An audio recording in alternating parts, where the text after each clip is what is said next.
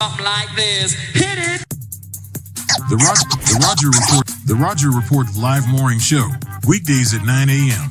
Say y'all, I was on Roger's panel a few times and I couldn't take it. The heat. I got out the kitchen. It was hot. I was sweating. I had to get out. He's Roger, and he's right. Check this out.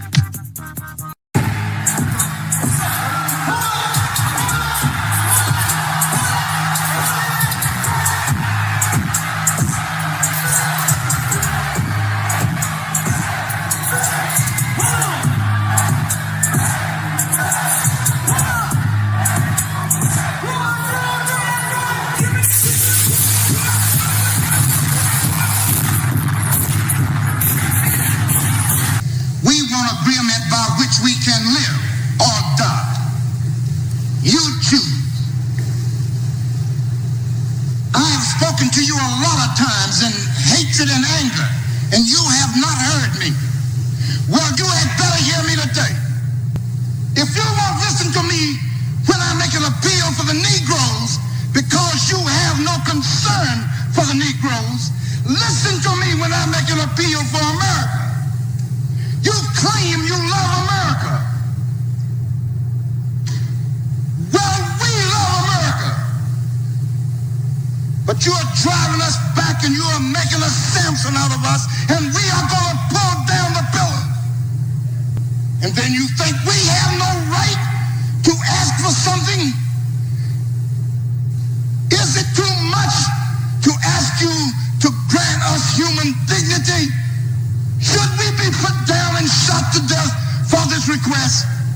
If so, you can aim your guns. What the hell do you think we care about dying if you're going to deny us the right to live?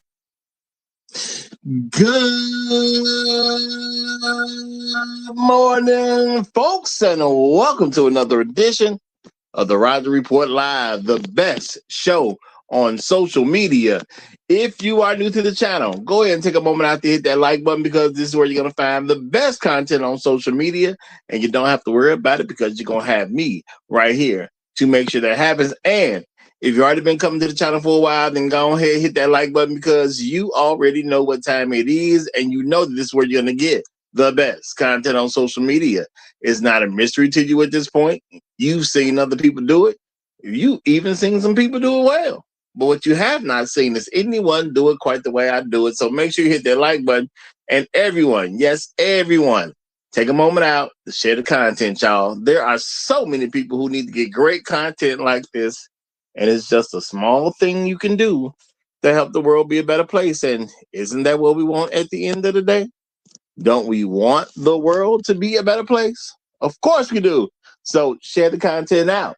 Share it through your social media. Share it through word of mouth, or even text someone's phone. But do what you got to do to help spread the word. All right, folks, today we are back with another interesting episode of the Roger Report Live. We are going to be dealing with Black women hate their children and expect men to fix it, y'all. That's what we're going to touch on today. This could be a very sensitive topic for some people who hate their children. Probably will be a sensitive topic for the people who do actually hate their children, but we got to talk about things sometimes, and sometimes it's going to rub people the wrong way here and there, but unless you deal with it, it's hard to change some facts. So today we are dealing with Black women hate their children and expect men to fix it. All right, but before we get started, I want to say shout out to all the people who give me views on a regular basis, because y'all make up the fam around here. Shout out to all the people who leave comments after the stream. That helps a lot. You help with the algorithm. You help them grow the channel. Shout out to all the people who hype me up every chance they get. I know you can't use it on everybody, so it only makes sense to save some for me, y'all. It only makes sense to save some for me. So shout out to all the people that do. And shout out to everyone who hits that like button. The True Blues, first way to help grow something is hit that like button. So make sure you do it, y'all. It's never a bad time to do any of those things. And shout out to the people who go above and beyond the call of duty, who become financial contributors at the channel, because I appreciate each and every one of you. Real talk, So I'm gonna say shout out to my main man, Afro Merchant, who is the sponsor of today's stream. Shout out to you, my brother. Shout out to you. Appreciate the continued support. And even though, I know it took a while for me to get this one up, you got to be quick on the draw, okay? You got to be quick on the draw. But shout out to a brother that is the Highlander of today's stream. That's what we like to call it around these parts, y'all. The Highlander of today's stream. I got to give a shout out to my main man who has done it again. Trail Billy is the Highlander of today's stream. Shout out to you, my brother. Shout out to you. You just good, brother. That's all. They can't even say nothing, brother. You just good. Just that simple, man. So shout out to you. And he's representing as he always does. Hashtag long live habitual line steppers. Hashtag Negroes in the wilderness. Hashtag dignity over vagina. Hashtag Al Gore's babies. Hashtag Hell Hydra. Shout out to you, my brother. Shout out to you. We got my main man, Floyd Thompson, coming in right behind him. What's good, my brother? Yay, yay. We got Ijah Bay right behind him. Glad to see you. Glad to see you. Jerome Payne is at the cool table. Sitting right next to Bruce on Wayne in the building. Great to see you. Great to see you. The Great Black Reset is in the house. Bronk done grabbed the seat at the cool table. Great to see you. Great to see you. We got Chef Mike's round table coming in the building. Glad to see you, brother. Glad to see you. Shout out to the pit master himself and the entire pit crew. So shout out to Mr. Suge to you as well. And my main man, J Dub. Glad to have y'all. Glad to have you. Bucky is in the building. Great to see you. Inspired Truth Broadcasters here. Glad to have you. Elder Blood is checking in. Tunnel Runner is in the house. I'm listening. What's good, my brother? What's good? Good to see you. Good to see you. Mr. GQ Smooth is checked in. Glad to have you, brother. Glad to have you. Brooklyn's finest is in the building. Good to see you. Good to see y'all. And we about to get into it, y'all. A heck of a subject matter today. We are dealing with Black women hate their children and expect men to fix it. Y'all, and I put a link in the description, y'all. It's a link that I'm going to say, number one, it's a very interesting link. It's the type of link designed to do a few different things, y'all. A few different things. You got a woman who was sitting there and she's, as she said, she's being vulnerable, y'all. She said this is like the most vulnerable she has ever been. And I'm going to say shout out to that sister for her vulnerability, okay? Shout out to that sister for being vulnerable. At the end of the day, we can use her vulnerable moment to help somebody. All right?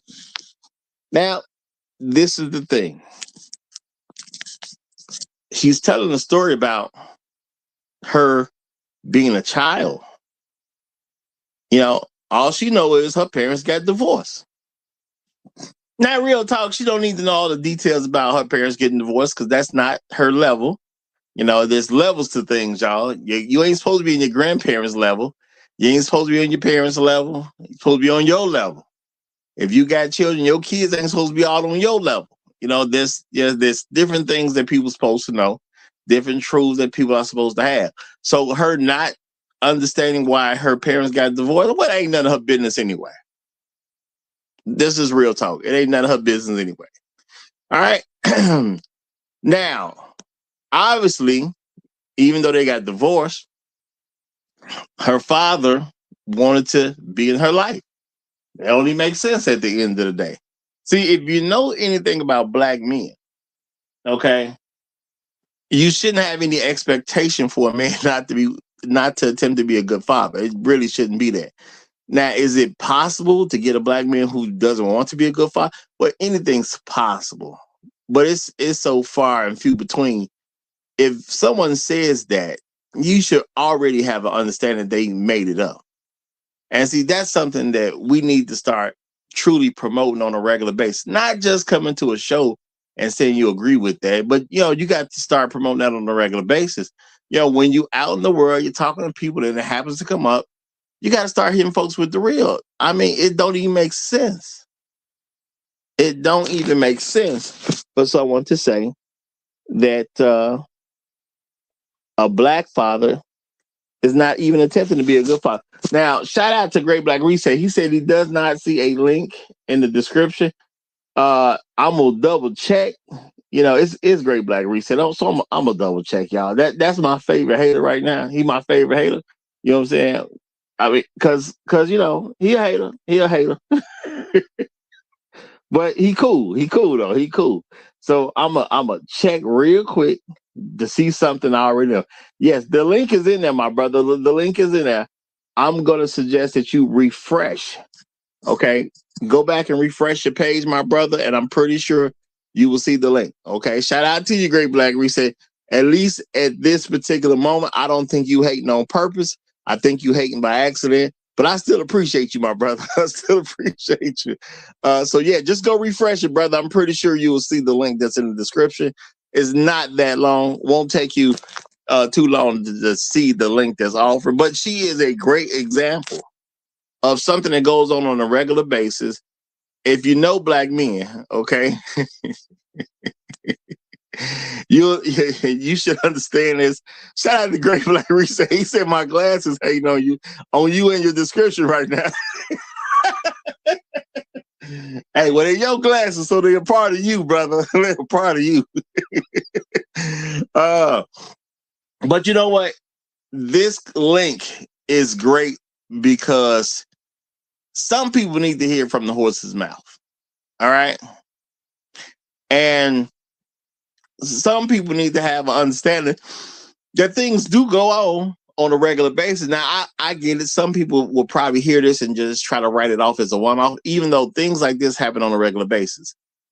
I have said multiple times, and it's not going to be any less true, y'all. When it comes down to it, if somehow a woman can offer you a story, especially about your black father, that your black father did not want to be in your life, she lying. That's 9 times out of 10, she just lying. Okay?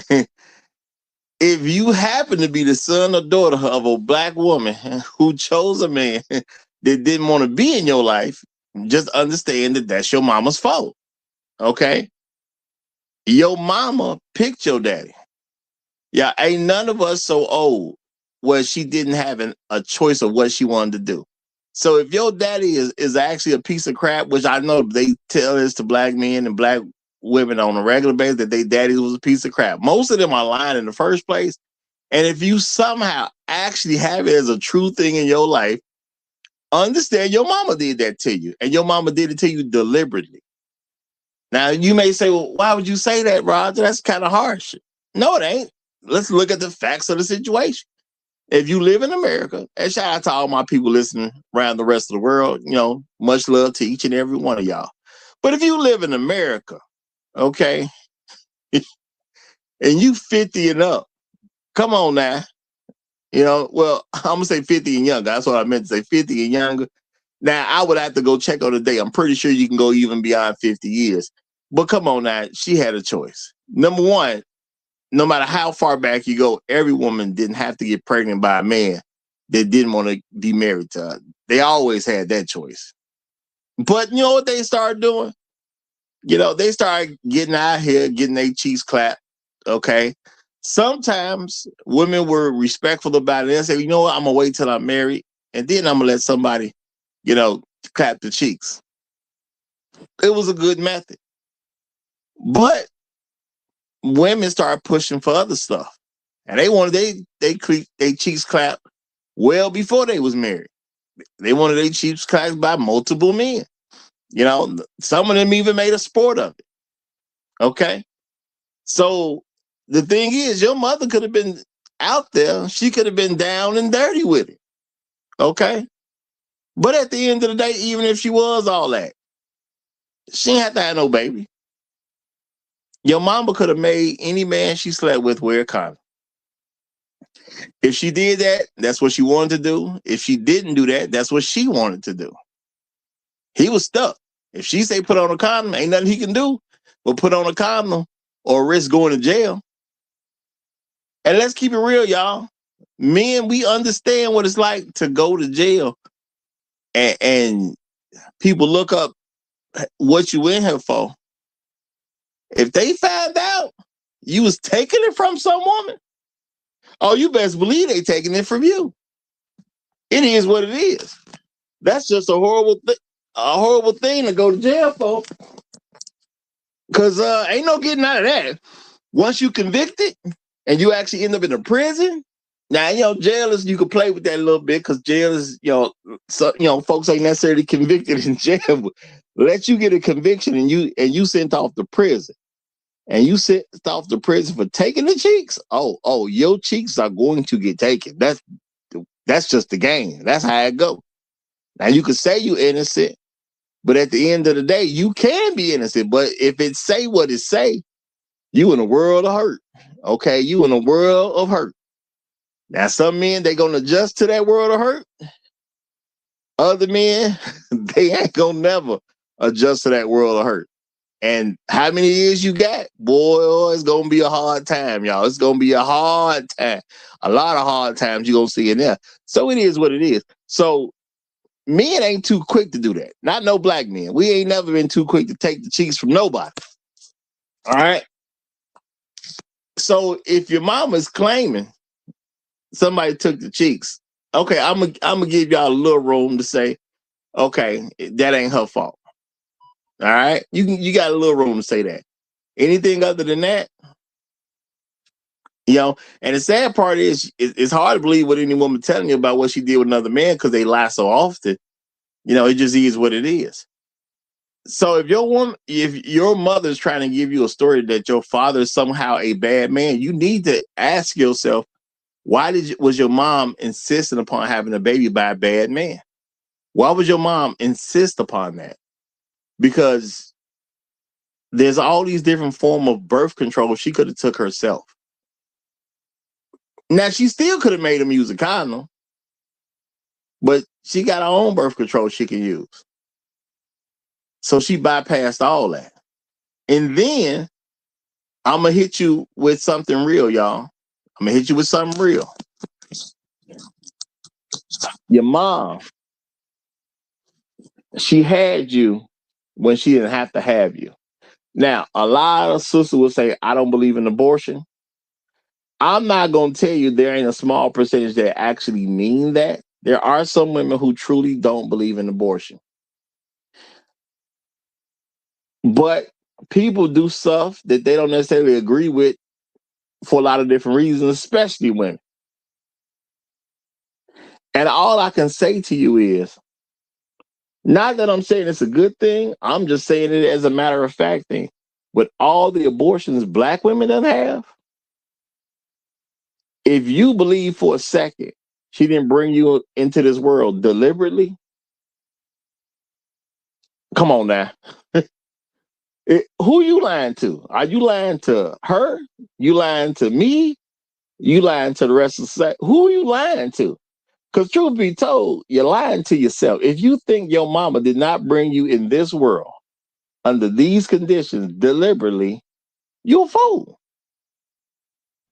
And the Bible say no man a fool. So I don't think you truly a fool. You just haven't accepted the reality, man. It is what it is. Okay? Ain't none of us so old that birth control was not available to her. Ain't none of us so old that birth control wasn't available to the man. Ain't none of us so old that the woman wouldn't just go to the chop shop if she didn't want it. And people can make all type of claims, but if you hear, you hear. She carried you to term because that's what she wanted to do. There are men who wanted children to get aborted, and they hear anyway. Okay. So, and I know people say, well, that's a good thing or that's a bad thing. I don't care what you feel about it. The reality is they do it when they want to do it. They've done it millions upon millions of times. So they do it when they want to do it. Now, the thing is, if she didn't do it and she brought you into the world, your understanding is she brought you into this world under the conditions she did because that's what she wanted to do.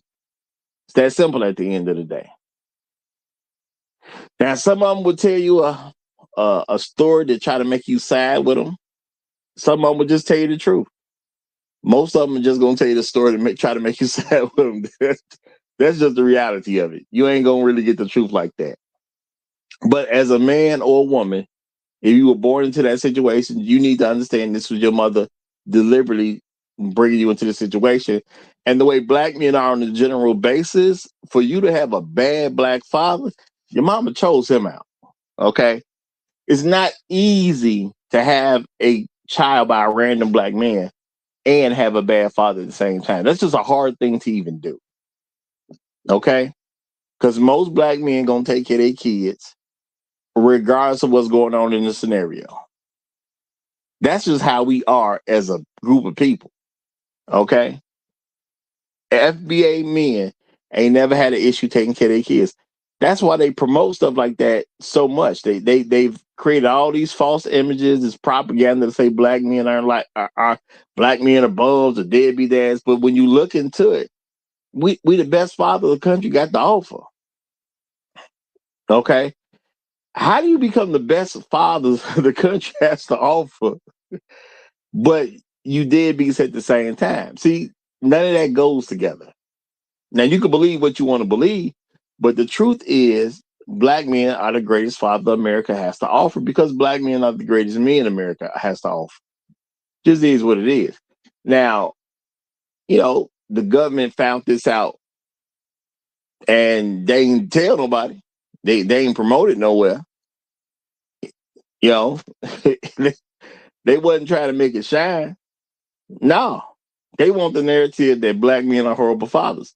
And black women help create that narrative. And part of the way they create the narrative is telling you nonsense that people never really check on to see if it's true or not. So a lot of nonsense is said and a lot of nonsense is accepted. But at the end of the day, every individual needs to come to terms with the fact that if you have a bad father, if that's even possible and you are black, your mama did that to you deliberately. She didn't want you to have a good one. And see, a lot of y'all had great fathers per se, but you don't know you had a great father. Just like this woman telling her story here. Now, what's her claim? My daddy wanted to be there. My daddy basically was a good man. And my mama would lie to me and make me believe my daddy didn't want to be there. My mama would go so far as to tell me my daddy say he coming, have me sitting by the window looking for daddy to pull up, knowing that he's not coming. So what did her mom do? Her mom was just toying with her emotions the whole time. All right. Now I understand we supposed to believe that black women are these exceptional mothers, yet it is very common for black women to have children, number one, without even being married to a man.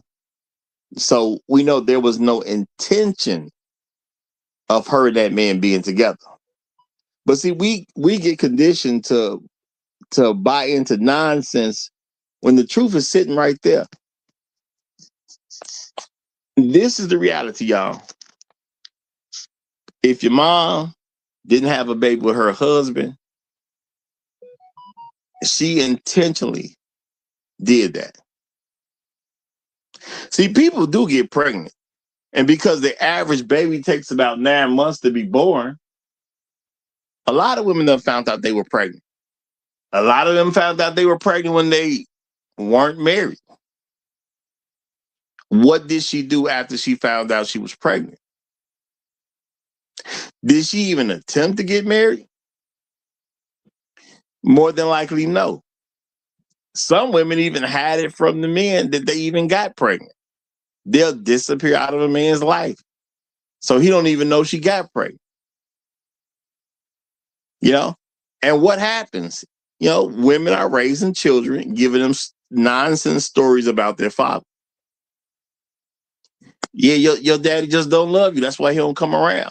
Just like some woman decided to do with the woman in this clip. Now you got to think to yourself, y'all, why would a woman be that evil to torture her kid and have her child sitting there looking out for daddy to pull up, knowing he ain't pulling up. Why would she do that to her child? Well, she hates her child. But we don't like to acknowledge the fact that she hates her child. Now, I don't know why grown black men, have such an issue accepting that my mama hates me. It's not your fault. No one's responsible for the family they're born into. That's not on you.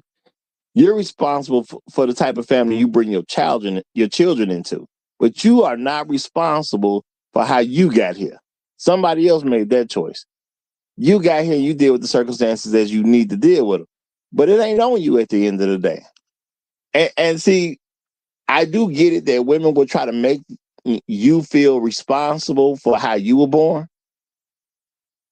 They'll call you names or make fun of you. They'll say, that's why your mama this, that's why your daddy this. Look, man, if you try to insult me about my parents, which I don't really need to worry about that type of stuff, but even if you did, that ain't on me. That ain't got nothing to do with me. Your mama's a crackhead. I mean, something like that could be very true in a particular person's life. But if you have an understanding that you ain't make your mama a crackhead, that's not even a real insult. Okay? You can tell me how horrible my mother is. That's not an insult to me, because my mother is not a reflection of me.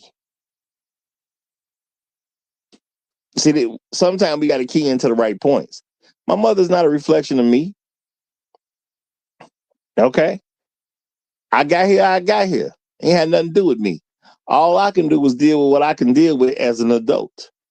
Because childhood is something you have to go through, and you don't get to control your childhood. See, I accept you don't get to control your childhood. So what you did as a child, I don't even look at that the same way when you become an adult. Now, I'm going to look at what you did as an adult in a much tougher manner, or, a much different light than I'm going to deal with what you did as a child. Because as a child, you try to learn the world. As an adult, you must navigate the world. It's on you at that point. And I understand people say, well, I was an adult, but I really wasn't worried because I didn't learn this and I didn't learn. Hey, at the end of the day, that's still on you. Okay, we can't go back in the past. We can't make you a kid again. That's all dead. That's dead in the water. It's time to move on. Okay? Ain't no point in worrying about something we cannot fix. All right? Now, I'm going to say this about this woman in this link.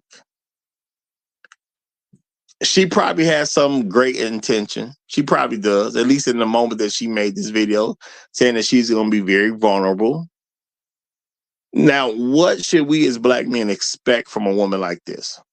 She had this vulnerable moment to tell us about how her mother hates her. Now, she may not have realized that her mother hates her, but ain't you gotta hate a person and play with their emotions like that, and they still a kid? Is that don't say hate? I don't know what does. Okay, if that don't say hate, I don't know what does. Now, she said something herself about being a mother. Now, would I have any expectation that any child she has, she's being a good mother for? No, not at all. I don't know her story. I'm not going to even pretend like I know her story. But if I was a betting man, I would not bet that she's a good mother. I would bet that she's not married. I would bet that if she has a child, she had a child out of wedlock, and she doesn't really care much about the relationship that her child's going to have with their father, whether it be a boy or a girl. Okay? Or if she has multiple children, I don't think she would care about the relationship that her children have with their father. Now, yes, she sit here and made this emotional plea. Okay? Or told this emotional story. And I'm going to be real with you, y'all. Maybe the story helps people. The story can do that. There can be positive found in negative. But when women tell stories like this, it's not necessarily so they can be better people. The main goal is to give themselves an excuse not to do better. Or they try to explain something so you'll kind of let them off the hook. Now, I'm not going to accuse her of being that because it ain't really about that. I'm just saying, even though she has come to terms, because she says she come to terms with this stuff, is she going to be a better mother to her children than her mother was to her? The reality is, and hopefully it's not going to be in her case, but the reality is that would not be a great bet to make. A woman who has this story about how terrible her mom did her, most of them are not going to be fixed. Black women are broken in a lot of cases, and they expect some man to fix it. So I'm pretty sure at some point she'll go to men as a broken woman. She'll do things. She'll probably get pregnant by these men, have the children, and then whatever problems they're going for that, she's just gonna blame the man. That seems to be Black women's way in the majority of cases. That's who they are as a group.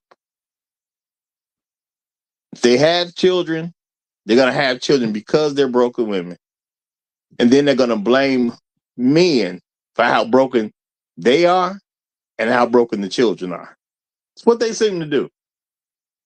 And I think Black men truly need to come to terms with this. And I'm going to, of course, talk more about it later in the show and later in general. But I'm going to take a quick pause because we have a guest that has come up. So I'm going to go ahead and let him get the mic. We have Mr. Ku Klux Keisha's son. An interesting name. Very interesting name. But you have the mic, my brother. Happy Wednesday, Roger. Happy Wednesday, brother. All right. So, I'm gonna say this. Keisha doesn't raise their children. Their children survives them. Keisha didn't raise his son. I mean, her son. Her son survived her. They don't give love to their sons. Besides, let me say this. You have to be beyond demonic to curse your own children. Because I remember this boxer.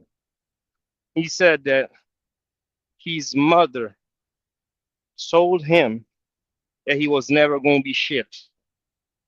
Telling that to your son. And I'm not Christian, but I know the importance of words.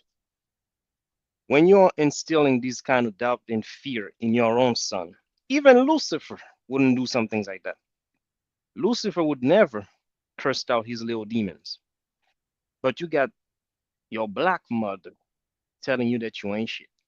You ain't never gonna be shit. When you start growing up and you kind of look like your father, she looks at you sideways like, you got big nostrils like your daddy.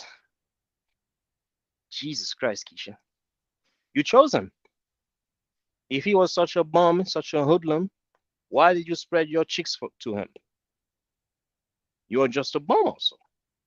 But she doesn't see it that way. It's your daddy ain't shit, you ain't gonna be shit. How do you curse your own blood like that? That's incomprehensible. Keisha hates herself first. Keisha hates society. Keisha is trying to destroy society. Keisha certainly hates men. But when it comes to them niggas, Keisha got a special type of hate for y'all. That's a hatred that has never been seen before. Matter of fact, I'm more comfortable around Klansmen than I am around Keisha's. Keisha will call the Klansmen to lynch me. At least the Klansman can somewhat articulate why he hates me as a black man. But cannot even explain it. Keisha is just hates you.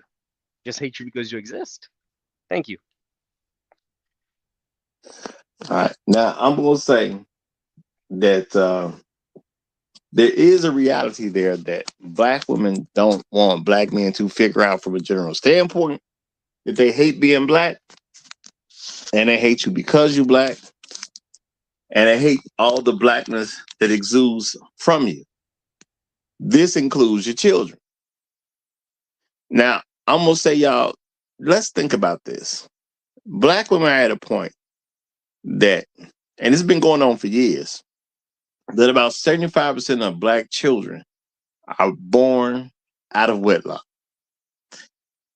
That doesn't say they love their kids, because they're not even trying to have children in a good condition for their children. Okay? The best thing you can do for your child is to have him born in a marriage or her born in a marriage. So at least there's an indication that daddy's going to be there. They don't even do that for the most part. Now, I do understand, and I give a little room. Some stuff would not be counted because it's not done as far as a legal marriage is concerned, meaning that, because of certain religions or whatever case is, you haven't filed anything with the state. So I totally get that. Okay.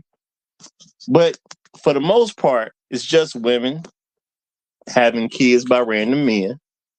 And a lot of times they just don't want the random men to be involved. It's just they want a baby. They got older and they want a baby because they see having a baby as being normal.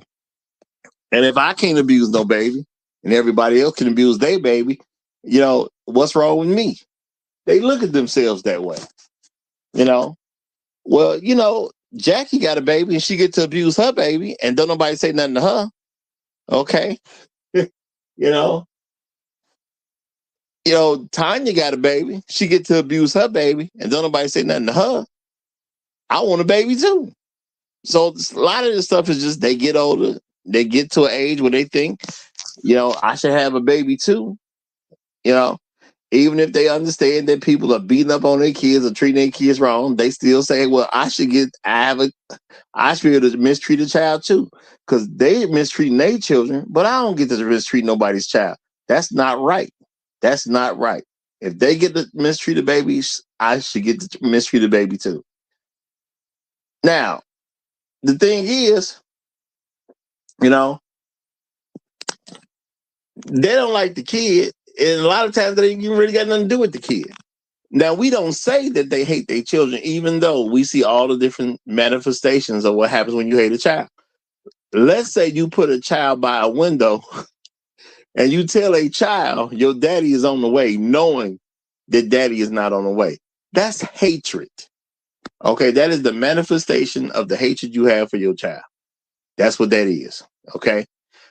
Shout out to Share the Light. He says, at the Roger Report, let the child have a disability or something like that. She will abuse them.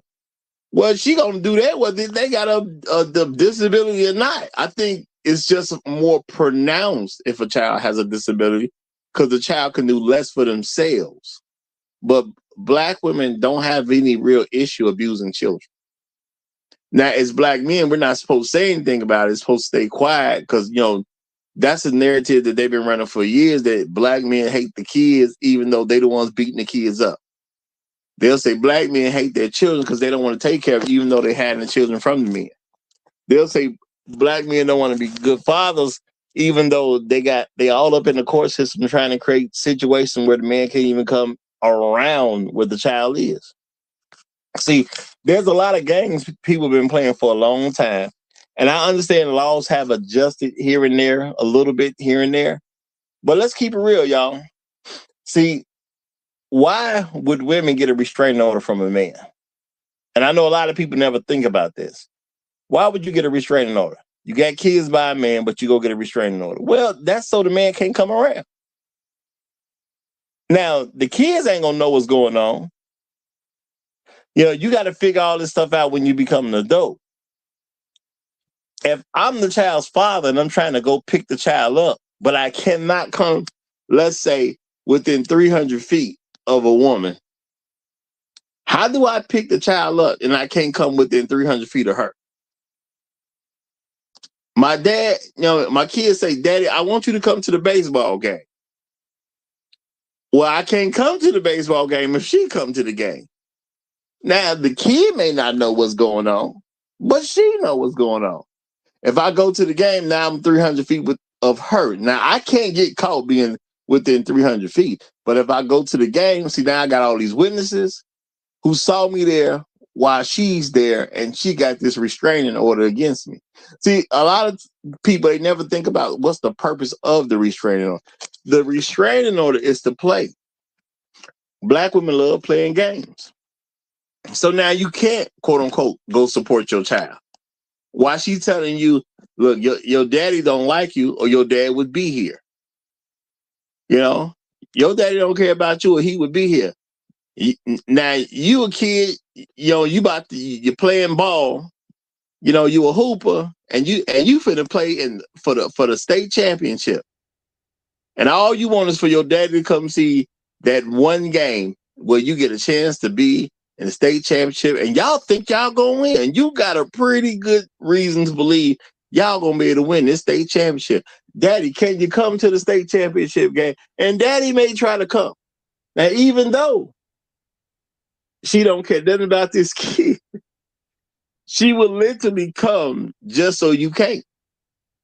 Because you got to be 300 feet away. It's that simple at the end of the day. And you know what?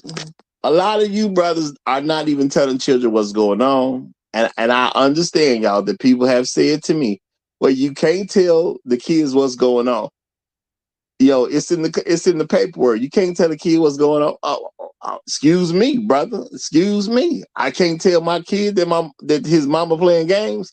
Yeah. I hear you. That's all I'm gonna say. I hear you. But my kids gonna know what's high as popping. Okay, if I'm ever in that situation, my kids got to know what's going on. If they trick off, they trick off. But it's gonna have to be what it's gonna have to be. Okay? You know the story of the black woman who sabotaged the her daughter's graduation so that the father couldn't assist the graduation. You know that story. Her sister's graduation or her daughter's graduation? The daughter's graduation. The father wanted to assist her graduation.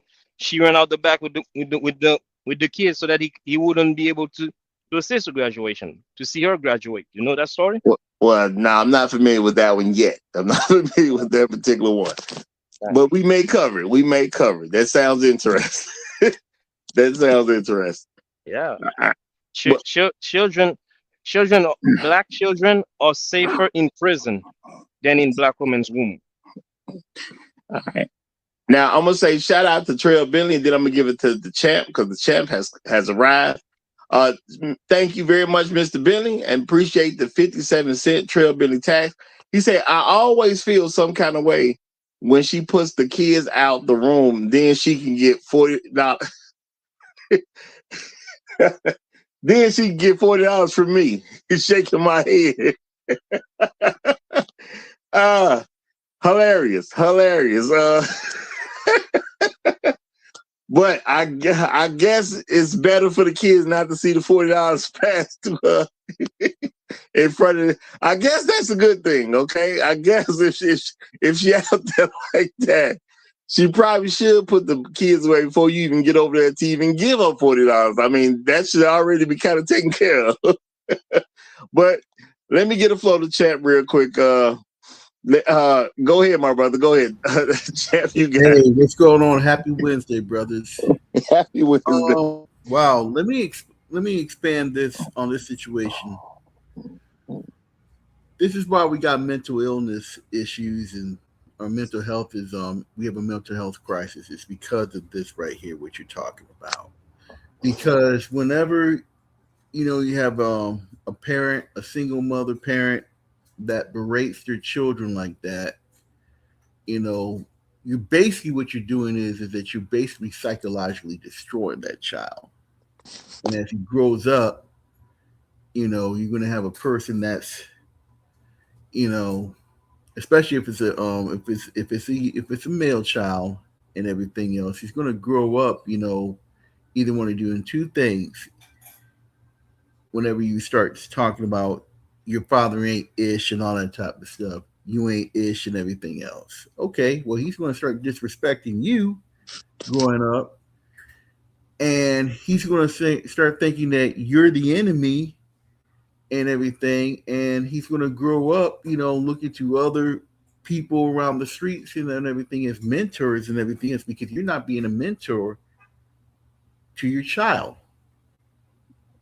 and whatnot.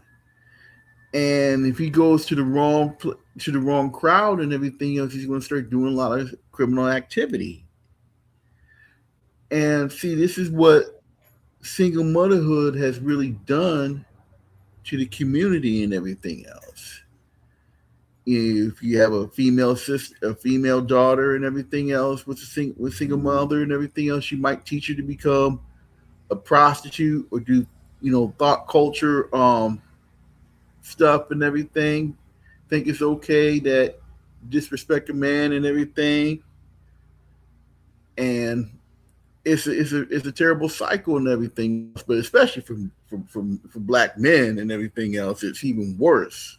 Because we're basically suffering in silence whenever we hear our single mothers telling a lot of negative stuff about our father, because their father is supposed to be a reflection of us and everything else. So that's why I want to say that single motherhood could really have a huge negative impact, psychologically growing up. Well, I'm gonna say one thing to correct you. I believe you meant to say your father, and you are supposed to be a reflection of your father, not that your father's supposed to be a reflection of you. I'm pretty sure you meant it the other way around. Yeah, I meant it the other way around. Yeah. Now I'm gonna say, see, the thing is, we accept the hatred of their children, and we act like it's okay, and we say stuff like it ain't her fault, or you actually got. I'm gonna say realistically, you really got a lot of women saying it ain't her fault, even though it literally is her fault. How do you end up having a baby in a bad situation and it not be your fault when you the person that can decide if you have a baby or not?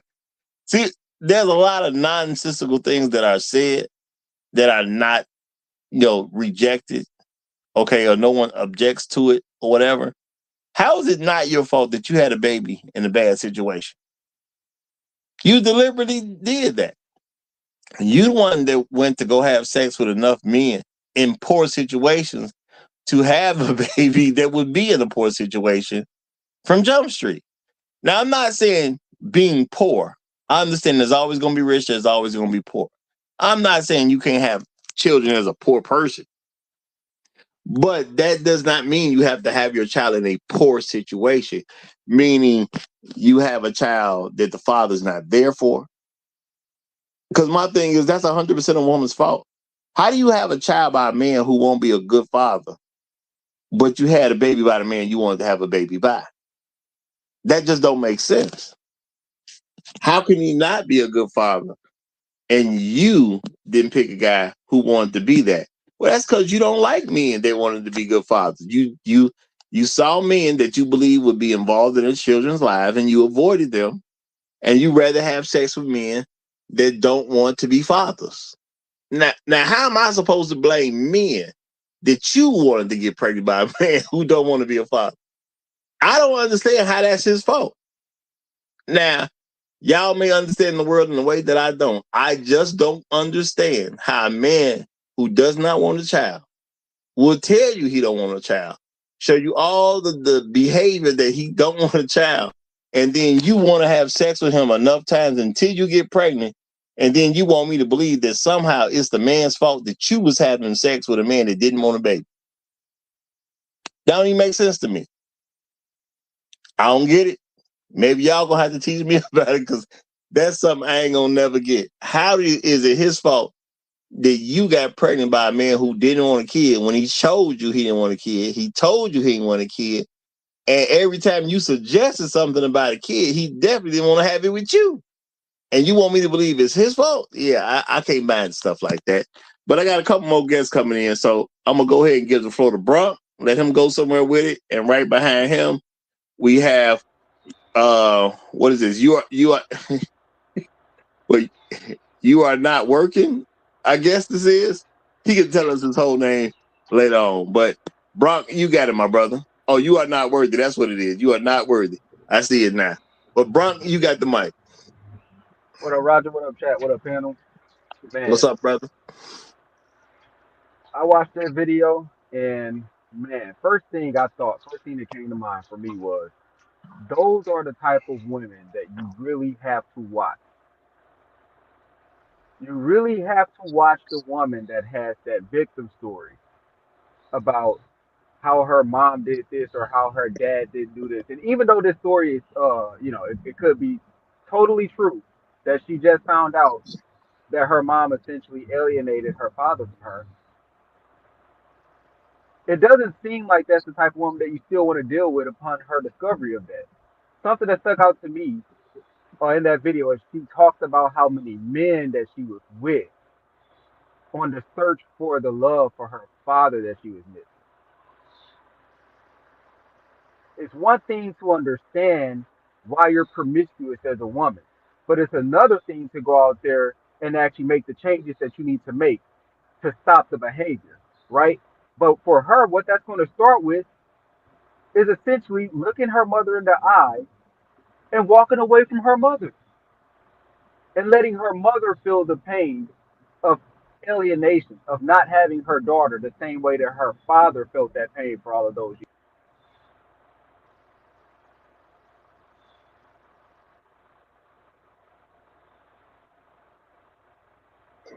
Okay, I guess he's done. The interesting way to go about it. Can you hear me? Oh, there you go. Yeah, because Can you we hear me? lost him. You said her mother got to suffer being without her. And that's the last we Hello? heard of you. Hold on. We hear you now. All right. Can you hear me now? Yeah. Okay. All right. So yeah, I had a call come in, but until she does that, she's not serious. She's just trying to use that story to trick some man to essentially eventually wipe her up or wipe her up. So I'm gonna let my plane there for now, but I do have a lot more to say about this. All right. Well, before you go, I want to give a shout out to uh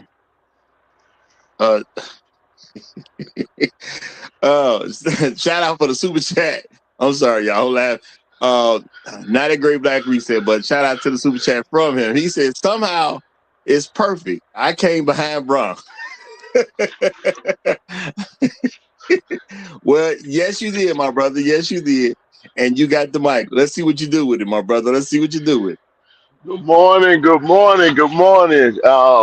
Man, a wonderful Wednesday to everybody, man. Hope everybody's blessed today. I will say, black women, when it comes to their children are means of control. They're tools of control. And black women that are engaging in this type of behavior of separating their children from the fathers, they are engaging in sadist and masochist behavior at the same time.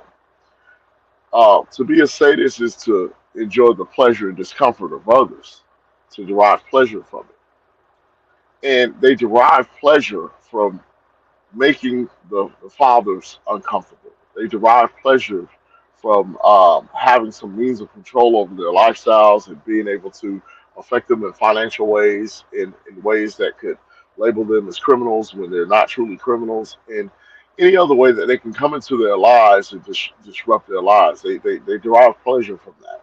For them, it's a means of control. And then they exhibit masochist behaviors by deriving pleasure in the discomfort of oneself. And we would say, well, how is that possible? Well, they play the victim. They're running first in the victim Olympics by a wide margin. They'll tell you how difficult it is to raise a child by themselves, even though they chose it. They'll tell you that the deadbeat fathers just ain't doing nothing and they're struggling, and they'll cry in front of the judge.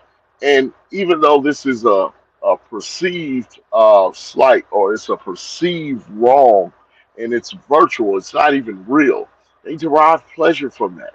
They derive pleasure from um, being the victim publicly, making themselves look like the victim. They want to be superheroes to their children while simultaneously putting their children, even from inception, in the worst position possible. So I think these are some of the things that they suffer from, and we'll talk more about it as the show goes on. I'll lay my plane there. All right, Yeah. 1 second, gentlemen. 1 second. We got a new guest coming up.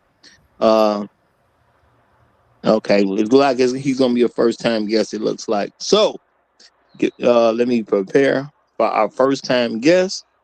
You know, I feel everything's okay. I ain't got nothing bad in my spirit, y'all. I think we all right, but we're gonna be safe anyway. We're gonna be safe anyway, and let's see what he's talking about. Let's see what he's talking about. So, we are going to give the floor. All right, to James. James, you have the floor, my brother. You have the floor. Welcome to the show. Well, you got a 2-minute Thank you. uninterrupted opening statement. Go ahead and Thank you. make it, sir. It's a pleasure to be here. Yeah. Oh, okay. Yeah. What I was going to say was, it's not good to generalize, especially in the negative, with Black women. The tendency spoke of, I would say all women would have that concerning treating the children as objectivities or negativity. Just to put that on Black women is ridiculous. All the Black women I know love their children and would cut off the heads of several million people who gets in their way of making their lives happy. So I would be careful. I would ask anyone to be careful with the generalization of Black women in particular. And I understand that as Black people, it's easy to generalize Black women. Um, but I would prefer any generalizations to be on a positive note, because I think we are not unique, or Black women are not unique in any negativity that might be levied concerning their children. But I definitely think they are exceptional as far as raising. That's all the time I need. Okay, so you think it's okay to generalize Black women if it's a positive generalization, but you shouldn't generalize Black women if it's a negative generalization. That's what I just heard you say. Do you know you said that? What I said was I think we should be careful as far as generalizing Black women in the negative. And I understand we have a tendency of doing that because we as Black people, we only really have ourselves as references. No, I do get that, but you did literally say we shouldn't generalize Black women. But you said it from a negative perspective, and you said if we're going to generalize Black women, it should be positive. That's what you said. And particularly in public. This is basically a public forum, and I think we owe ourselves better, and I think we'd be doing ourselves a disservice if we do anything less. So you think not addressing problems is a good thing to do? I'm sorry, say again. I'm outside. I have to go outside. No, it's totally okay. So you believe not addressing problems is a good thing to do? I understand addressing problems is important as far as finding solutions. I'm just hoping that we be more mindful of the negativity or the negative aspects that we espouse about our women, because it can be outlandish and unfair because we're talking about millions of people. Are millions of Black women unmarried to men, but they have children by them? We have sociological issues. We have social issues. It sounds like you're saying yes, and you're trying to say it in a way that people don't understand you saying yes. Um, We don't I'm need to do all always that going here, to be brother. careful. I'm not going to be an absolutist as far as any No. We negativity not asking you about about anything. anything absolute. I asked you specifically: are there millions of black women who have children by men they're not married to? It's not being Oh, absolute about anything. absolutely, That's asking a absolutely, particular absolutely. question. Yes, yes, sir. Yes, sir. But you also got to include other women's Why? Why would I need to include someone else about what black women are doing? because it would give a negative light if you just single out black women's as far as being millions of women's who are not married. So I got to fix every woman to address a black woman. No, you just have to be careful when you're talking about black women's. Why? What's the Because carefulness that we're supposed to have? I'm a black man. I was raised by black women. They treated me well my whole Ain't that entire a life. problem? I owe them a great deal of Clearly. gratitude. So I'm speaking Sir, personally that sir, do you find it a problem that you wasn't raised by your father? I was raised by my father partially. My mother and father were married when they Partially? had me. Because they separated, but I still had my father in my life. Did your father raise you or not? Yes, my father did. So if your father raised you and you think that's okay, then why do you think it's bad to say something about the kids who weren't raised by their father? You I don't think don't they know all the disadvantaged? nuances. I don't know the nuances of every individual.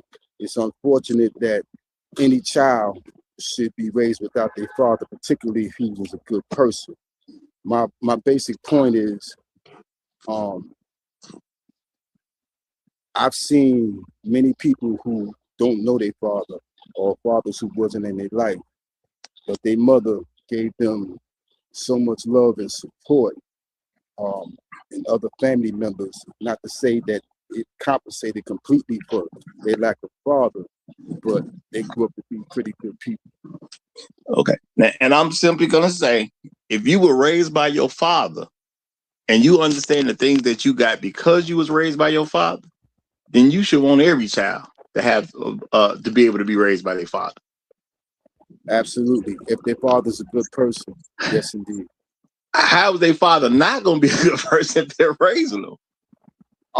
If they're doing abusive things to the children, the mother, if they are just doing some unacceptable behaviors in their life, they're a detriment. Even though they're the child's father, it's just like a cancer. I totally get you. Now, how could any child end up with a bad father? How could that even happen? I mean, that's nuances, and I can give a million scenarios or examples. But primarily, the main way is a father who refuses to be in their life. No. The thing that's not nuanced is the only way a child can have a bad father if she lives in America. Now, there's different things that happen over the world, but if you live in America, the only way you're going to end up with a bad father is because your mama wanted you to have one. Because your mama has sole decision to make on if you're going to get born or not. That's on her. So you can't have a bad father unless your mama wants you to have one. Is that not true? That's not true. How do you have a bad father if your mama don't want you to have one? I mean, you can have a father who was an ideal person at the time that they got married and had children, but acquired some bad behavior or some character defects, roles that just made life unbearable for the existence of a whole family, for a family. Things like that happen in life. So you think the man is a good man, but because he had children, he became a bad man? No, I just gave you a scenario or an example of how it could be a father can be disrupted in the lives of their children. And no, I totally get that. And I would think someone, if you mean disrupted by doing something to cause harm to their children, that's the traits of a bad man, ain't it? And that's this example that I'm giving. And you asked me how could it happen, and I just gave you an example. It's unfortunate, but you do believe men become bad men over time? because they got Some married based on what you said. They get married. They were good men at the time of the marriage, and over time they just became a bad person, and then they started abusing their children after they became this bad person over time. You think that's real? all those things may not happen all at once or to the same person. These are just scenarios, but it can happen. Not to everyone, but it's possibility. Do you think? Do you think it's large and it's a large? It happens enough times that it's a concern. Because I'll give you anything can happen just for the sake of argument. But if we talking about 0.1%, we talking about 1%, we talking about 10%. What do you think the percentage that some good man married some woman, everything was cool, everything was legit, and then over time he became this bad man that started doing negative things toward his own children? What's the percentage you believe that's actually happening there? A negative thing in particular, just to be clear, could be anything that's detrimental. It could be inadvertent, but because of the way he conducts himself, be it not wanting to work or anything like that. Now, the percentages, I would be disingenuous to try to be accurate with that. No. What's your guesstimation? We're asking you for what you believe. You can't lie about what you believe. That.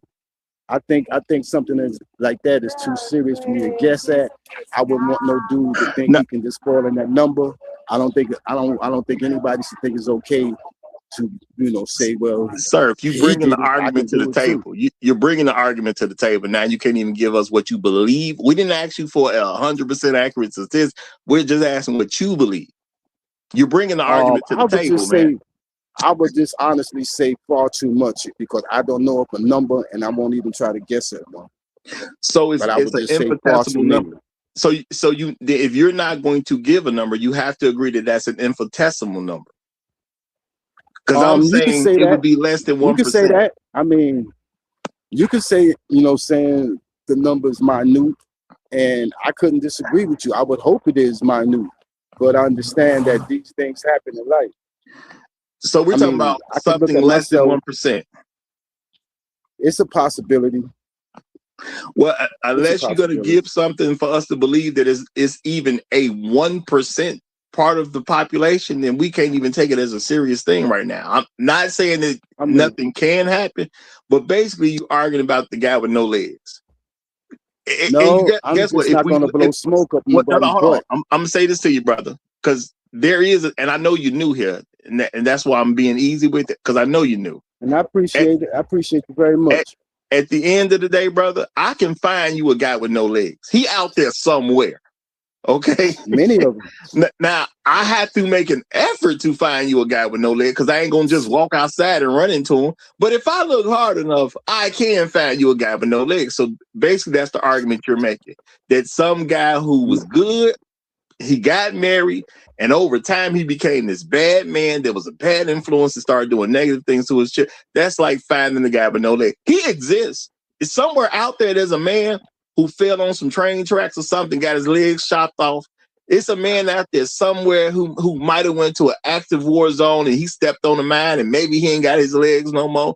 It's a man that may have had a biological defect and when he was born, he just didn't have no legs. They somewhere. But me just running into one without looking, come on, the chance of that is next to none. So your premise is that it's a minute number of dudes. It ain't even 1%. Incorrect.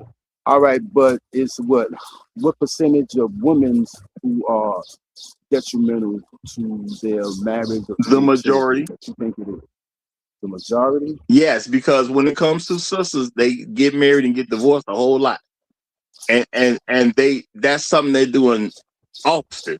It's not like it's a you don't even have a good chance percentage-wise of staying married to a black woman. The chance ain't even good if we be realistic about it. So yeah, it's the majority of them, based on what we can tell.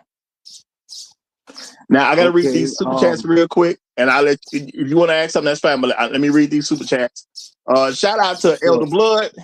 Okay, Elder Blood said, Roger, check out my last comment. So now I need to see what that last comment was. Give me 1 second, people.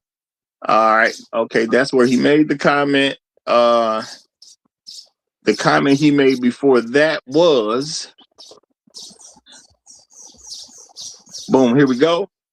He says black women in 2026 use the white man's legal system, government, and police just like black women use the plantation masters and KKK against black men in 1826 and 1926. I would have to agree with that. I agree with that 1,000%. Yeah, I ain't gonna make no kind of argument against that.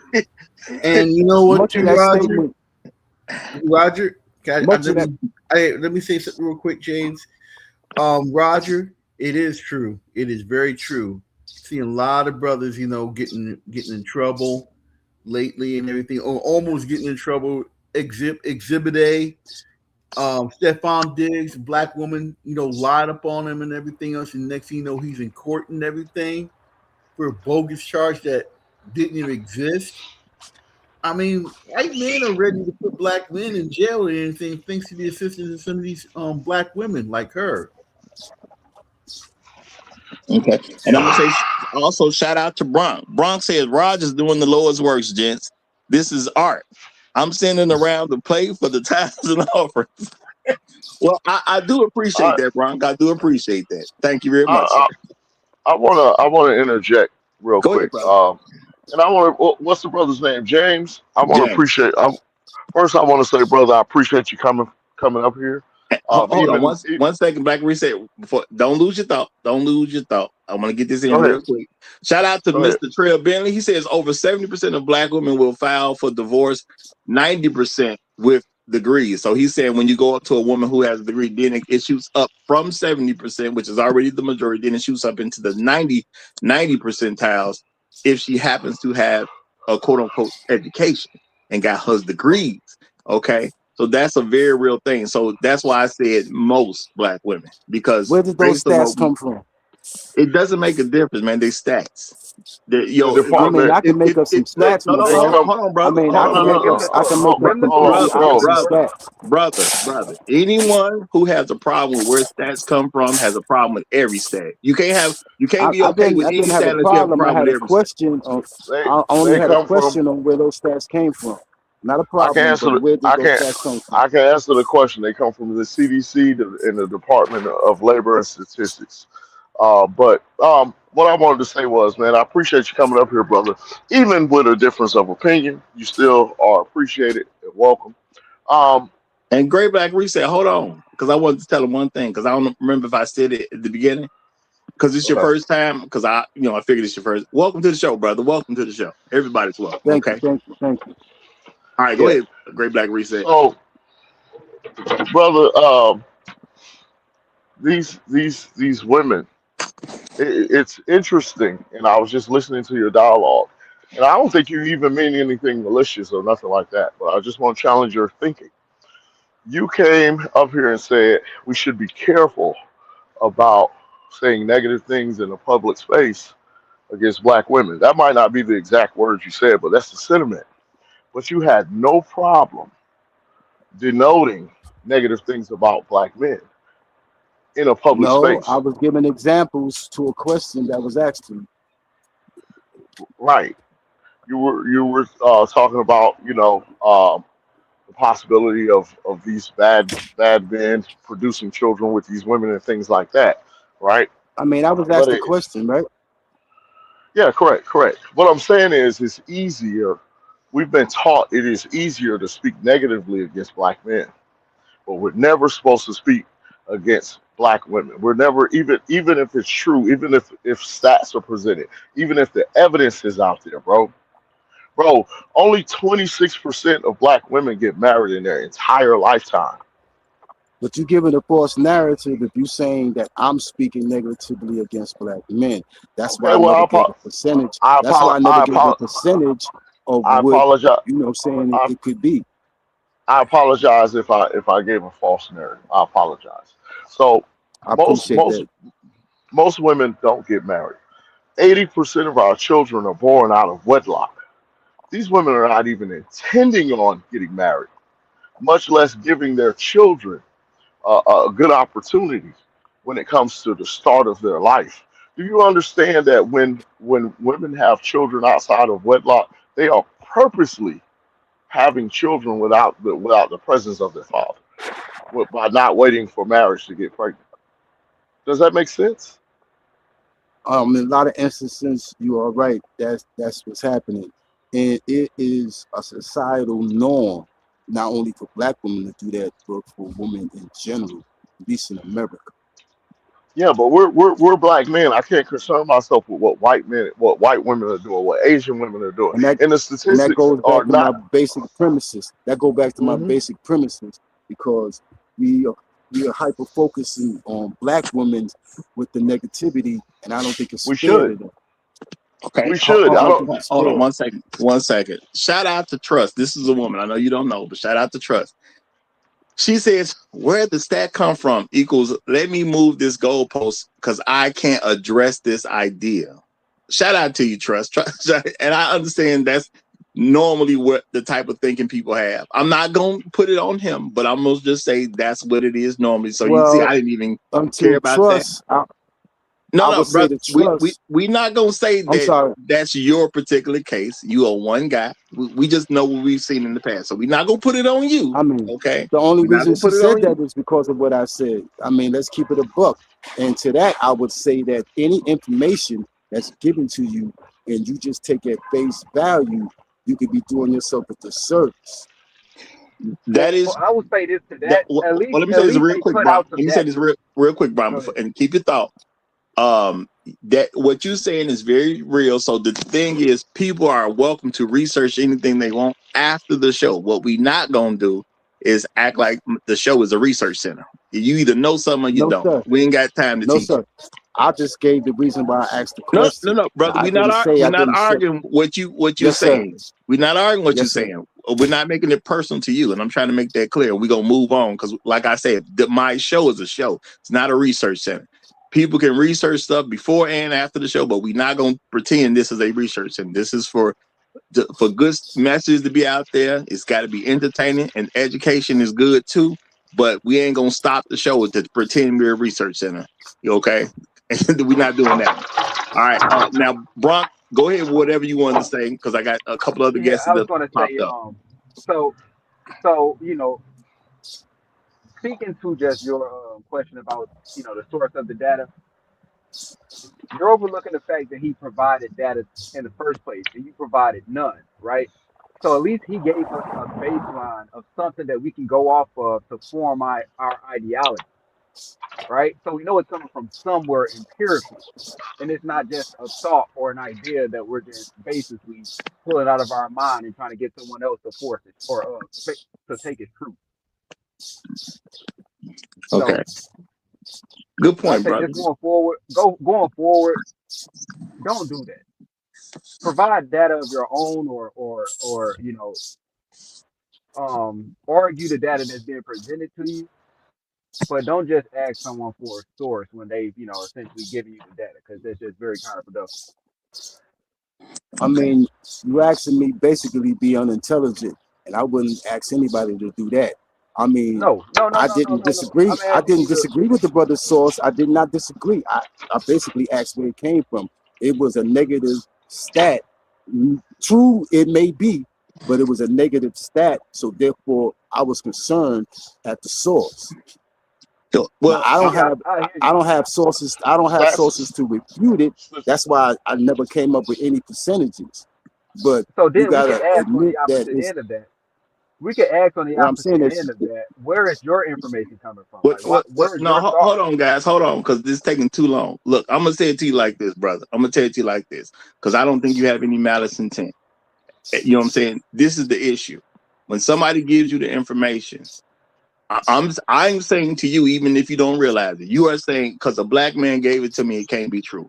You're calling him a liar at the end of the day. That's why you want the source of the stat. any man, You don't woman, care about. child, it don't Hold make no on. You difference. don't care about the stat. You care because the black man gave you the stat. That's why you That's ask where incorrect, did it bro. come from? No, no, That's no, brother. incorrect. I mean, No, you don't brother, know me, brother, but brother. that's Like I incorrect. said, I'm I'm telling not you. making this personal to you, but at the end of the day, we don't know you. So that's what I believe happened because it happens with a lot of people. The stat was not important to you. The issue was a black man gave you a stat that you didn't like, so therefore you needed a source. And the That's not thing is, true. I'm not saying it's got to be 100% true in your particular case, but you have a chance before and after the show to look up whatever information you want. This is not the research center, so we're not going to waste a whole bunch of time on the stat that we already know is real. It's that simple because it don't help the show. All right. Now I got two other guests that came in, so I got to get them the mic. Hey, First I of all, we're gonna appreciate give it. it. Yeah, we got to give it to. I can't see your whole name, brother, but it says "Black women is a." I guess that's a quote, but I can't see the rest of it. Queen. Black women. Excuse me. Black woman is a queen. You have the floor, my good brother. You have the floor. I'm gonna pass it to the Nick fan. Give him a little bit of props because that's about far as they're gonna make it because they're gonna get swept in the finals. So All right. Well, before I give it to Truth Teller, shout out to Kunguru. He said a friend's brother attempted suicide by jumping in front of a train and lost both legs. What disgusted me, what disgusted me most was the mother's reaction. She seemed excited about the disability money he might receive. You know what? Shout out to you, Kunguru. I'm gonna say that makes sense to me. And for a lot of black women, if there's money attached to that kid, they just feel a little bit better about their kid. And for a whole lot of them, that's why they want the kid in the first place, because the money that's attached to the child. And that's just a very real thing. And we're gonna keep seeing stuff like that. That was just the manifestation of the hatred she has for the child. Well, if we can get some disability money, now I'm excited. Yo, stuff don't happen out of nowhere, folks. That's what we gotta understand. Stuff ain't happening out of nowhere. But Truth Teller, he's passed you the mic. So before you go, shout out to the Revelator. Appreciate you, my brother. He says in 2026, there is too much information that supports what we've been talking about for more than several years. There is absolutely no excuse to deny the evidence. You're only fooling yourself otherwise. And I'm going to say shout out to the Revelator, and I appreciate the super chat, my brother. And I'm going to say because and we see when you come to this show, you're already on the internet. So I already know the internet is available to you, which means if you want information on the stat, you could just look it up yourself. That's the reality of it, y'all. I be trying to be kind in some ways that maybe y'all don't see. When people start talking about where you get the stat from, you could have looked the stat up yourself. You got the internet access because you here. Ain't nobody showing up here without internet access. If you care about it, you'd have looked it up already. It's that simple. Okay? But Truth Teller, you got the mic. Truth Teller, you're on mute, brother. There you go. His mic ain't working because he's lying. Truth Teller, we can't hear you, brother. Truth Teller going That's once. God. Keep talking. I think you having an issue, Truth Teller. You may want to reset your phone and come back. But we definitely couldn't hear anything you said, brother. all right, so I guess I'll go. That's the good Lord. I guess I'll go. See, just like a big fan, always choking when you got the ball. So I guess.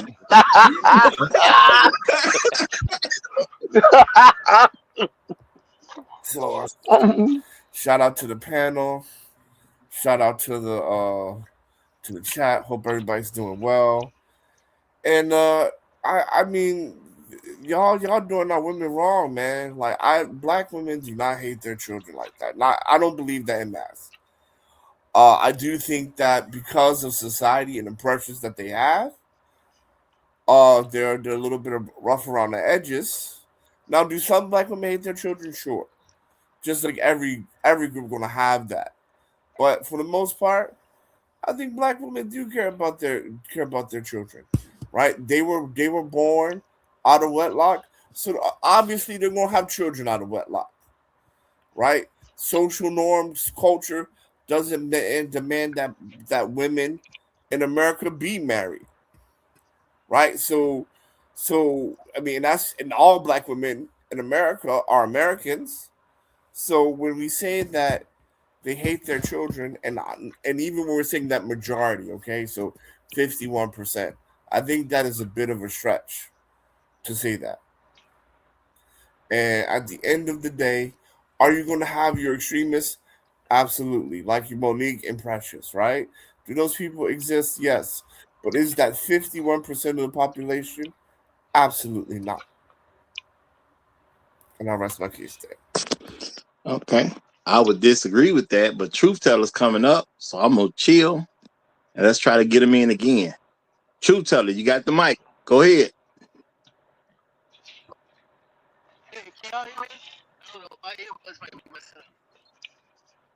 Oh boy, that boy sound like garbage. Yeah, you sound like you're in a galaxy far, far away right now, brother. Like you are low. Well, I'm gonna take these earbuds. he working with Hold on. he working with AL Mobile over there. That's AL Mobile.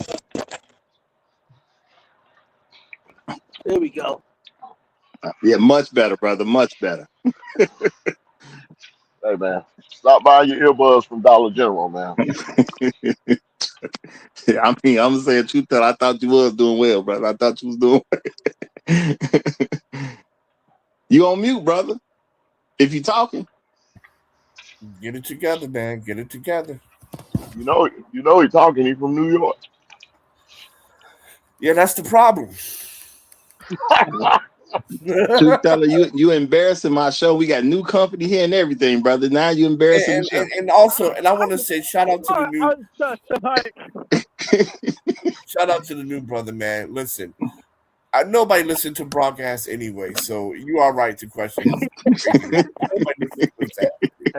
Hey, stay around, man. Stay around.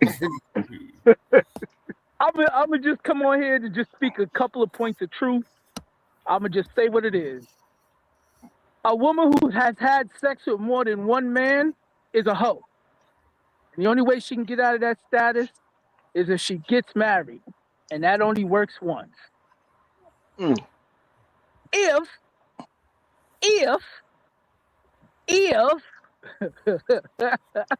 a dude don't qualify you to be a respectable woman, you're not a good woman. I don't care what kind of man he is. It just is what it is. And last but not least, there is no baby born that had the permission of a man given and his approval given for that baby to be born. In our country, that does not happen. Our approval is not necessary for a woman to get pregnant, nor is it necessary for a woman to have a baby. So therefore, the woman is completely responsible for bringing a child in here as a single parent. Thank you, everybody. All right. Shout out to like you, brother. I would definitely like to respond to that. Hold on, y'all. Mr. Me Too just popped in. Go ahead, Gray. Go ahead, brother. Go ahead. You got to get it out. Go ahead. I got to get it out. What the hell's going on? Okay, you trying to get in too, brother? You trying to get in too? I said I would like to respond to that. You said, hold on. Oh, my bad. I didn't even hear you, brother. I didn't even hear you. We couldn't hear you. You got AL Mobile. We couldn't hear you. Go. I'm here, brother. I'll go after reset. No, you can go before him. You can go before him. No, because he's gonna say some wild. Because I'll go after him. He can hear it in my voice. I just want to let the record show. May 26th, 2026. Truth Teller finally told the truth. He finally told the truth. It took that long until this year to get it out of. That's all I want to say. Go ahead. Gentlemen, especially that's why I've been in therapy. Gentlemen, especially the people that are under 18. If you go raw in that honey pot, you gave permission. I'll say that again. If you go raw in that honey pot, you gave permission. I'm going to pass the mic on that. Okay. Possession is 9/10 of the law.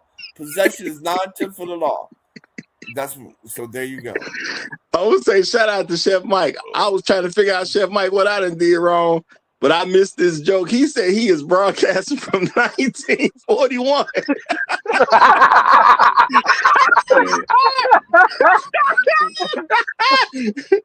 Hilarious. All right. All right, Mr. Me Too just joined us, so I'm gonna let him get his opening statement in, and then we'll go back to conversation. Mr. Me Too, you got it, my brother. You got it. Hey, salute, fellas, salute. What I came up to say a quick story. It's kind of along the point of what Truth Teller was saying about how women being hoes, and it's kind of gonna point to some of the ways that they are protected in society from that, and it's gonna be personal. So I remember when I first came to the realization that my mom would be classified or characterized as a hoe. It was I was out with my uncles and some of their friends. It was all of us, all my cousins, and of course we listening to them, and they talking about different type of women and different characteristics of the women, and me and the cousins, we sitting around listening to it pretty much, and what they described something, and I got to thinking, like I always did and always do, and I'm like, damn, they describing pretty much my mama. So in my little 9 or 10-year-old mind, I blurted out, so damn, my mama is a hoe then. And they was like, boy, my uncles quickly chastised me. Don't say that. Don't say that's your mama, And I'm like, well, what's the difference from what y'all was just talking about those women and the actions of my mom? They didn't say nothing in response to that question.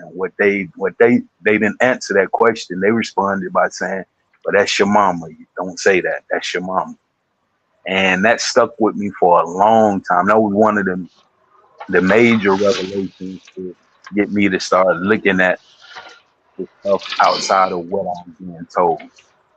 And I just wanted to bring that up there. Man, that's powerful right there. That's awesome point.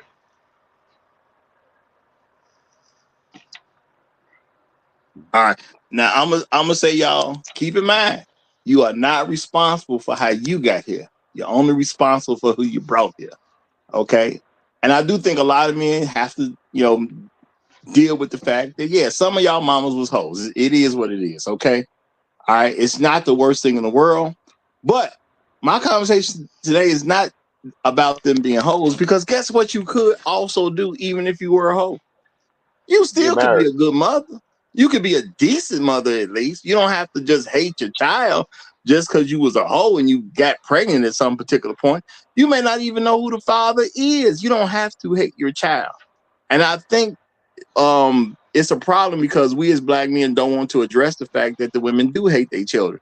Because the woman who's in the description, I know the new brother James, you may not have heard the story because you may not know there's a lot, sometimes, not all the time, that there might be links in the description of something we're highlighting. This woman said her mama would sit there and have her thinking her daddy was coming over and there was no plan for him to come. She literally was hiding that child from her father. So she knew he wasn't coming. And she would tell her daughter, your daddy is coming. So her daughter would sit there and wait for daddy to pull up. That's a special kind of hatred to do to your own child when you know daddy ain't coming, there's no plan, and he don't even know where y'all live. Why would you see? You can say that your father's not a good father, and you can make a lot of excuses about why your daddy didn't show up, but to tell your daughter your daddy is coming so your daughter would look for him, that was totally unnecessary to the plan. That's a hatred. You could tell your daughter your daddy's not a good man and he ain't coming, but you ain't got to have her looking for him. That's going above and beyond the call of duty, even if it's a bad duty. But see, no matter what black women do, we're trained to make excuses for them.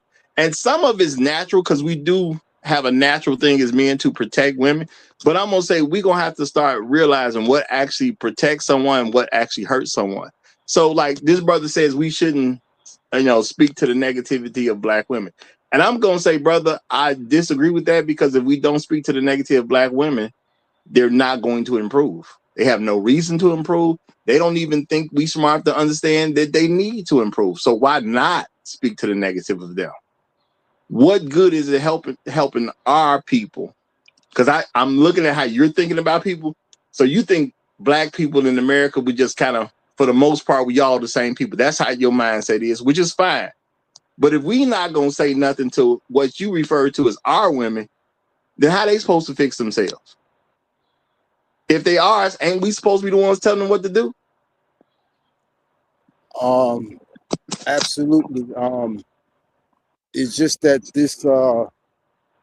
this engagement that we are taking in is just completely negative. I mean, I'm scared to look at another black woman in the eye now. It's just scared I might get stabbed. I mean, that's how this is making me feel. I mean, but if you feel there are women, I mean, you looking at them as some form of ownership of them. If you say there are women, do you believe black men are supposed to be the leaders of black women?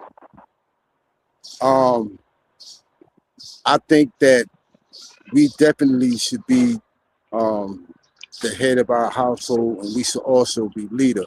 But a good leader also knows when to follow.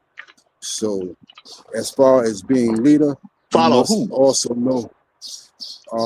I agree with leadership has, follow, but who are you referring to? They I'm should follow? talking about there are some women who have leadership ability, and there are some things that a man, be he a man, may be not as capable as the woman that he has. And he has to know, in my opinion, he has to know when to fall back and allow her to, I will use the term lead. Do you mean he should know what to delegate to her, or should he be led? Yeah, that'd be a correct word. I mean, yes, I'm a chauvinistic kind of guy at heart. I think I should have the last word if I feel my word is the best word. But I also have to have enough respect for my woman. I have enough respect for my woman to listen to her. And if she's right, and my 1 + 1 really is not 8, but it's actually 2, I have to rock with her. So you think we should follow women? That's what it sounds like to me, brother. I'm just gonna say There are certain times in life you might have to follow your child or a child because they've been in a direction that you did not know. I do 100% get what you're saying, but I do believe you believe we should follow women. But go ahead, GBR. No, I'm saying is I want to interject real quick. Men are leaders. We die for our women. You know what I'm saying? We supposed to be the protector, so that what gives us the leadership. I say, brother, mantle. Trust me, I get what you're saying, but there's a reason I believe what I believe. But I want to let the other brother get in. I do get what you're saying, brother. I want to say real quick to Brother James. Brother James, I'm just meeting you now, so I don't know you personally. But I have enough respect for you because you are a black man. I believe you should always be the leader of your wife.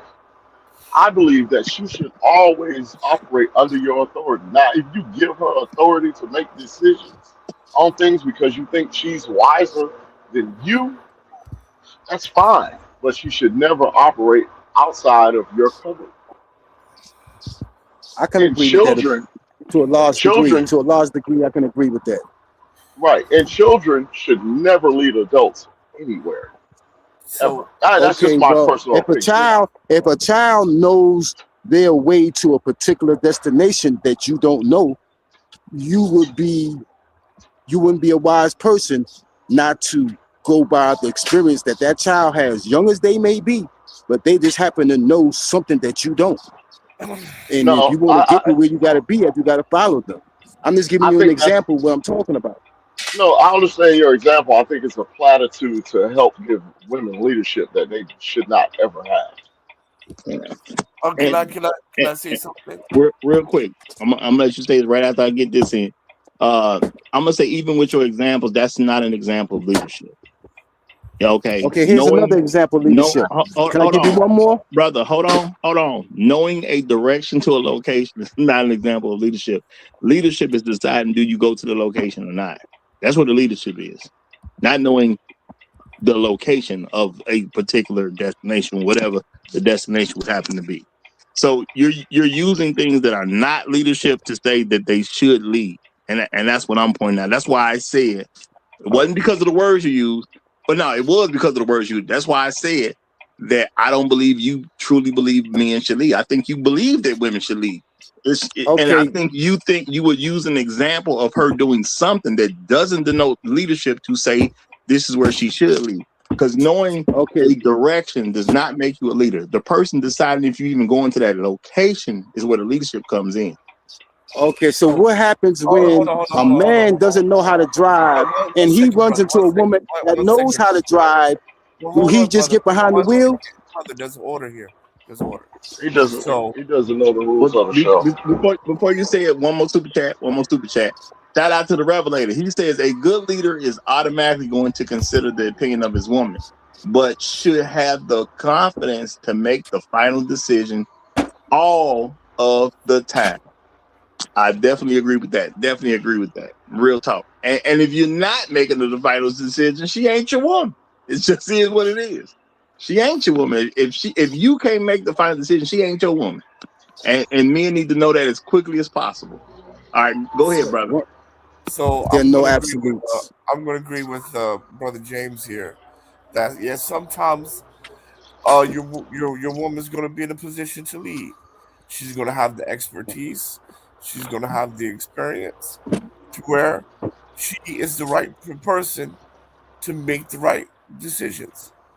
And second, even in the Bible, it says in Isaiah 11, I believe, and the child shall lead them. So Knows the person. I know we like to Isaiah 11. I know. Hold on, let me finish my shit first. I know we like to hold on to these slogans and things like that, but at the end of the day, it's okay. It's okay. Sometimes the person with the best expertise and experience is the one that needs to make the decision. Is the one that needs to take down. Hot sauce, you Isaiah sound 11 real verse sleepy, 6. bro. You sound real sleepy, Isaiah bro. 11:6. No, no, no. I'm hoarse. I'm man. I've been dog tired. Hot sauce under the weather, so we understand. He talking crazy today. It's all right, brother. No, no. I'm being real. I'm being for real, man. I'm being for real. Just sometimes, man, when a person has to, I mean, even Black Uru have agreed with me on this point, or we have agreed that in certain cases, it is going to be the woman who's going to take the lead because she's going to have the expertise. Yeah, giving someone permission to delegate a situation that you delegated to them well, for them to dictate a situation that you get delegated to them. There's nothing wrong with that, but the leadership is the person who gets to delegate that they even can do. It's not the actual task being done. No, like that's why I didn't say decision making. I specifically used the word helm, taking No, control no, of the. brother. I'm not arguing with you. What I'm saying is the leadership is in the person with the power to actually make the delegation in the first place. And if a person has a person on his team, whether it be a wife or anyone else, and you delegate them to do the things that they're an expert in, that's just called being a wise leader. It doesn't I change. The leadership position doesn't change because of the person doing the task. Yes, yeah, absolutely, it does because when it comes to making decisions, which that's the definition of what a leader does. That person is going to be making the decision in that instance. So leadership does change. It's not Uh, uh, static. yeah, let Leadership me is let not. me let me get in there. Let me get in there. What y'all saying is kind of y'all kind of both right. Uh, hot sauce a little bit more correct I'm in always this right. situation, I'm but always that's right. not the Right? but that's He's not the being issue. nice because you're not. The issue, Go ahead. Go ahead, the, Mr. the Easton. issue, the issue that the why that becomes such an issue is because of how it's being used. We get so bogged down on simple stuff like the concept of leadership when it's when what Hot Sauce saying is correct. There will be times where a person should uh and what Roger's saying, delegate the leadership position to to and I guess you would say his subordinate.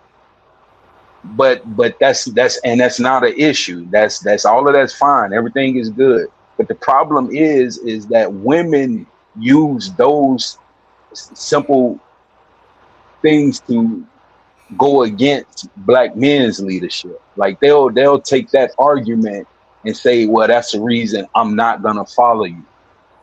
You see that's the real issue in all of this. Is not the concept of leadership in itself, and that seemed like what we arguing. We arguing the concept of leadership. That's not the problem. The problem is how it's being used against us and how it's being weaponized against us, even if it's just sparking this kind of confusion right here. And I'm gonna say y'all definitely sparking confusion, because I'm gonna say no. The thing is they're wrong, and it needs to be understood that they're wrong. If you are the leader of a particular thing, you're gonna have people with different levels of expertise. Assigning someone to do something that they're expert in is good leadership. It doesn't make the person who got the assignment the leader. There is an overall objective to be done. The leader must make the overall objective happen, regardless of the task that he gives to his subordinates. At the end of the day, you're not the leader because I gave you a task as a subordinate. You may be good with cars, but if we're driving a car from California to New York, and you get if we give you the assignment to change the tire, it doesn't mean you the leader now and get to pick a new destination. You're just a person doing a task to get the job done to what the leader has already dictated that we're doing, which is going from California to New York. So listen, everybody who has worked in corporate, everyone who has a project has been a project lead, district manager, or branch manager. Everybody, the branch manager is the leader, and he has someone above him. But the branch manager is still in charge of the P&L and the direction of that branch, right? And so he makes the decisions, or he or she makes the decisions on where they want to go, and based on his or her decisions, they can get fired, and they can also get their boss fired, right? But at the end of the day, they are making the decision.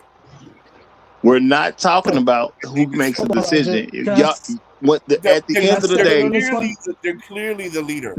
Look, I'm gonna get y'all back on task because y'all are so far off and y'all ain't even know subject matter because you bring it up nonsense. I'm gonna say it like that. You're bringing up nonsense. At the end of the day, whoever started the company has a vision for the company to go to, and everybody else has to get to that vision or they're going to be removed. It's that simple at the end of the day. Now, yes, you get to make decisions in your purview, but if you're not getting done what the person who owns the company won't done, you're going to be relieved of your duties. The branch manager is literally, by definition and job description, the leader of that branch. Come on.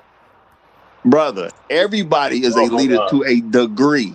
But again, whoever created the company has a mission, and if you don't fit into that person's mission, you will be relieved of your duties. If you're comfortable with a woman leading your household, just say that, and we can move on to the next. Well, I said I don't have a problem with that. I said that in the very beginning. Well, but we understand that. That's his position. All right. Just for the people listening, what they're describing is 1 and 1A. 1A does not supervise 1 in any way, shape, or form. 1A has responsibilities that they make decisions on, but they are not. They can never overstep 1. And you can live with that. I don't know what these niggas is talking about. Yeah, I agree. I agree right there. And the thing is, because y'all, this is how black men try to protect women, y'all. I'm gonna tell you the audience, this is how they protect women. We're talking about how black women hate their children. They want to talk about everything but that. This is them trying to protect women. Oh, I mean, we can get because they okay with them hating their children. Okay, I was just fine because I don't think black women. I don't think 51% of black women hate their children. Oh, I'm sure they do. Sure they do, because it's more than just if a woman's a hoe or not. Because let's say she is a hoe, she could literally work the blade. That don't mean she got to be a terrible mother. Shout out Now, to I'm not gonna say if she worked the blade, it's a good chance she's gonna be a good mother. But the reality is, she could literally work the blade and don't have to necessarily be a bad mother. She can do the shout out to best she Jado. can and present herself in a certain way for her child, so her child can respect her and not even know what she is doing. And she can make sure her child needs are taken care of, even if she's working the blade. Now, are those women going to do that? Probably not. But she could. Well, see, here's the situation. So, okay, first, before we let's set the parameter. Shout out to Jado, the Blade Master. So, what would be? How would you paint a picture of a woman who hates her child? I mean, Hey, the example that with I put in the description was one for today. That was a great Oh, example of a mother okay. So who hates their child. great. Okay, great. So then my then would I view that in the essence of the mother the mother hates the dude that got her pregnant so much that she wants to destroy the relationship with the daughter and the father. Right? It's not that I hate my daughter, so I want to do this. It's that I hate that man so much that I want to destroy that relationship. And So I and let me let me get in hold on, behind it. and I'm willing to please don't I don't interrupt anybody. You wouldn't like it if I did it to you, so let's be courteous, gentlemen. And I am willing to go to the extremes to get there. I'm done. I love my All right. child so much that I don't want them to have a father. That's yeah. Back, I'm gonna give you an example of how they can hate their child. No, but And when I say black men are in their child, even though they're not married, like You're 55 interrupting. to 60% no, let of me give you another personal example of how it plays are out in their in child's my life. lives. How it plays out is like my mom. This is why I say my mom was what we would consider a hoe, and what my uncles then considered a hoe. My mom had, at the time of this conversation, my mom had 4 kids, and she was less than 26 years old, and she had 4 kids by 3 different men. Wasn't married to neither one of those men. And we was living in a house with another man who soon, according to truth teller, saved her from her wholeness because he ended up marrying her. But praise to the God. Praise to the God. Praise, you're right. And that's a whole nother. My personal example, my personal life is a classic example of what black men experience growing up in America, especially around my area. But and it's not the most extreme case, and it's not the best cases. It's like the classic example of it. We wouldn't consider our mama a hoe just because our brothers don't have the same father, our sisters don't have the same father. Most men don't see that in that light, but that's the case. And how it showed that she was so bad is that she felt that the men that she got pregnant by, outside of my brother's father, which is the oldest, outside of him, the men that she got pregnant by.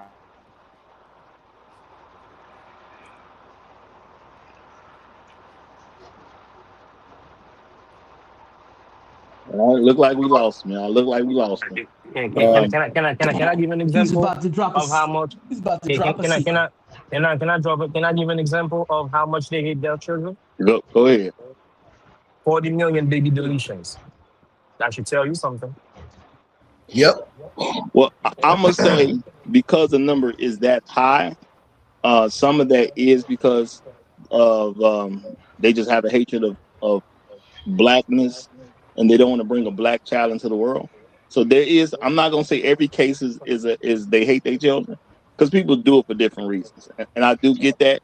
But that number's kind of high if for no hatred to be involved. That's kind of a Yeah, high number that's for true. no hatred to be involved. And My and bad. I'm I'm gonna say getting a this, call. y'all. When it comes to the example that was given in the link, the woman said, "My mother told me my daddy was coming when my daddy wasn't coming." Now, hear what this fine gentleman here said about a mama just trying to destroy the relationship with the father, but it's not necessary to lie to the child and have them looking out of a window for daddy to show up to get that done. It wasn't even necessary. It was just totally unnecessary to the goal. You already severed the relationship that she has with her father. You're already able to tell her any narrative you want to. Why would you then tell her your daddy is coming at, say, 7 o'clock, for example, knowing that he ain't coming? You're not doing anything to the father at that point. Now you're doing something to the child. You gotta drive it home, brother. You gotta We drive it we home. need You gotta one of drive it these The, home. old niggas. The the, BG, the where fact, BGS for Uber at, man? Somebody need to come on and say that's cold. That's cold, y'all. You gotta drive it We need home. a 1960s version of cold. That's where cold, Hot y'all. That Sauce not understanding too is the fact that the simple fact that she not even considering the child in that whole situation. So she's so focused on destroying the relationship where between or destroying that man situation between his child that she not even considering the child. And then that itself got to be some kind of form of hate. I think she is well, Hot considering sauce, the child. hot sauce, What she's doing hot to that sauce would have child. you believe that's No, love. no, I'm speaking to the hot sauce. Well, Yeah, I'm speaking to what hot sauce saying. and this is Yeah. why I want to say she literally is considering the child, because every time she tell that child, your daddy gonna be here 7, knowing that daddy don't even know where you live, she is literally doing something to the child and doing nothing to the father. listen, honestly, y'all. According to hot, This go ahead. the second a woman has an unplanned pregnancy, that means she hates her child. Right. So, if I can reply. So first of all, I don't know who the hell is Hot Sauce. Unplanned pregnancy out of wedlock. The Hot name sauce is the guy that gave us the poignant I, advice earlier about if you go raw, you lose no, all was responsibility. that person was That's the called one who that person was hot called sauce Black blame. Woman is the Queen. Oh That's my that person. bad, my bad. I That's apologize. Yeah. yeah. So Yeah. Call the man his screen name, y'all. Oh, I do it for y'all. I I apologize. apologize. You sound so much like a brother we know named Hot I Sauce. We told thought you you were niggas, Hot I Sauce. told you niggas that was a holy name, no longer to be uttered. I told y'all niggas All that. you, I all you missed that niggas piece. sound alike. All you niggas sound alike. Okay, fine, All you niggas sound alike. but it's either Mr. Fucking Ruffin or Black Woman is Queen. All right, Black women right. scream. All right. So Mr. Ruffin is okay. Now, like I told y'all, like I said before, very eloquently, and I apologize, gentlemen. I don't want no beef. But gentlemen, at the end of the day, when that woman has so much hate and venom and vow for her husband that yeah, she's willing to go to extreme and lie to her child. You lie to your child out of love for them. Yeah, I'm just I mean, asking for a What? friend. I'm asking for a friend. Y'all lie to y'all children about Santa Claus all the time. look. I'm gonna say this, And because I don't think it's right to put anybody under they got to be perfect. So I don't even buy into people got to be perfect. What I'm saying is though, the woman is not even lying where it's gonna hurt the man. She's lying where it's only gonna hurt the child. The lie she's telling is not gonna hurt that man at all. She could accomplish the same goal without that lie. Why is she telling the kid to wait for your daddy to come instead of just saying, I talked to your daddy, he said he's not coming? It's a Mr. child. Ruffin, Mr. Ruffin says she did it out of love. Not the hate. It was motivated by the No, hate But for that but man. That's it wasn't hate for that man. That's hate for that child. no, it's hate for that man. It was hate for that man. Any reasonable person can see that. It was hate for that man. Let's be reasonable, people. No, I'm saying I agree that she did a lot of stuff as hatred for the man, but to tell the child your daddy gonna be here Saturday at 4 o'clock, you know what I'm saying, and then the kid is waiting on Saturday to come, and then when Saturday come, now they answering for 4 o'clock to show up, and no good one. This dude don't even know where she live. Ain't nowhere in the world he coming to pick up. That's a lie that don't hurt the man. That's a lie that hurts her child. I don't understand the confusion in this. or else you gonna start talking about these black queens like that, man. Look, man, I think it's very clear. It's very clear. I just think that you wanna paint this woman as a villain, that she is a villain, but she's not. But obviously, she wants to hurt the man. She wants to make sure that and her father never have a relationship because she's bitter about the man. I mean, that is extremely clear. I mean, I don't disagree with that at all. But to tell your daughter your daddy gonna be here at 4 o'clock on Saturday Hey, is just unnecessary to do that. it's diabolical, but we got to do things that we need to do to look, man. Look, you got to crack some eggs, right? And that's the bottom line. You got to crack some eggs because I would do Look, the same thing if Of if course if you I would. if I did not like my baby's mama, I'm gonna do some unspeakable shit. I do get that. But they I'm call me. saying the unspeakable They stuff you're call. doing was not necessary. If it's not hurting the man and it's only hurting your child, it is not a good way to get what you claiming she wants done. They call Roger, me the white supremacist up here. Roger. Let This me man ask say you he this, gonna do unspeakable things. Yeah. I can call you president. That's what I was gonna ask. What would be some like well let me ask you this Hold on, specifically with the things before you ask me, shout out to Black Rule Strikes. Appreciate the super chat, my brother. He says, how can you effectively hate a child and not know it? I mean, that's a heck of a question. Yeah. I don't know how there's any way to effectively hate a child and you No, not actually know it. I mean, that's not that's a Roger. crazy. No, he's saying That's not that a you can question. actually hate You a can't. child and not know it. I know it. That's what he's saying. It's not a question. yeah. That's what I was about This to is a question. yeah. Well, then I got to ask, how can you effectively hate a child and you actually not know? How can that even be possible? It's I not. don't believe. I don't believe that our brother ain't nobody talking to you, Otis, is speaking from experience. Like my brother me too over there. I've experienced this. I know it's hatred. I've heard my mother say, "You ain't gonna be ish. You gonna be just like your daddy. You ain't ish just like your daddy." I've heard that stuff, man. Well, listen, I've listen. heard I've heard my mother. I don't interrupt you. I I heard didn't it interrupt too, you, B. Otis. I didn't interrupt you, Otis. Go ahead. Go I've ahead. heard my I've heard my mother tell me if I could have got away with it, I'd have killed you a long time ago. And I know where it comes from. Yeah, it comes from the hatred of my father. But man, let me tell you something. It lays right on me just the same. Well, see. First of all, let's get something straight. I am not saying that there are not women that I'm not making that claim. I'm saying that it's not 51%. That is my claim. Are there Oh mothers who no. hate their children? Absolutely. Yeah. And it sounds like you two unfortunately experienced that.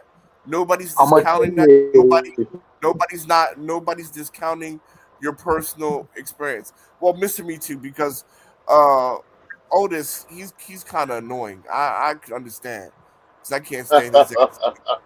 But for the other normal motherfucker, I I can gotta I get that understand. group together I and can make understand good where you're coming music from. together. Right? I can understand where you're coming from. Well, I'm gonna And but let me hold on. I'm gonna go ahead. reread the super chat again because Black Rule said something about it because I did misread it. Okay, You misread. but Yeah, just to make sure we said it properly, he says you can effectively hate a child and not know it. And I'm Yes. going to say personally, that don't make sense to me. I don't know how you're gonna hate your child and not be aware that you actually hate your child. I've never, granted, I've never actually thought about it, but as I'm thinking about it now, I don't really know how that works. Just being Because they real. they Well, tr- they I can train give you an themselves to believe. idea. It's not that they don't know it. It's they ignore it. They Yes. see the effect of it, but they ignore it. It's not that they don't know or that they do know. Is that they don't care. The hate is, and it's not, and the hate that comes, it don't always be so obvious. Like he said, I can't ever remember my mama telling me I ain't gonna be shit, but I can remember her not giving me any kind of directions other than do what I tell you because I told you to do it. And a lot of the things that she was telling me to do was self-serving to her. It wasn't for the benefit of my growth or for the benefit of our family's growth. It was mainly self-serving to her. And that right there in Right. itself is a form of hatred. So to Uru's point is not about that. And to your confusion, Raj, I don't think you it's not that they don't know. It's just they don't care or they ignore it. They care not to know. And I Well, mean, and like, on the heels of what he's saying, this is not just germane to me. I grew up in an environment full of this. I had a lot of friends that had single mothers, that had single mothers as mothers, and they were experiencing the same thing. We used to talk about it amongst ourselves as children. And when you sit around and you listen to these women talk to their friends when they come over to the house and they talk on the phone, bro, these are tactics that these women put together. They revel in this stuff. And you They know what? revel in it. Yeah, and and I just want to add something to the mental aspect of it, the long-term mental health aspects to it. When they start doing that, and you're listening, and you're a young child, you're listening behind and everything else, and they're talking bad about you and all that.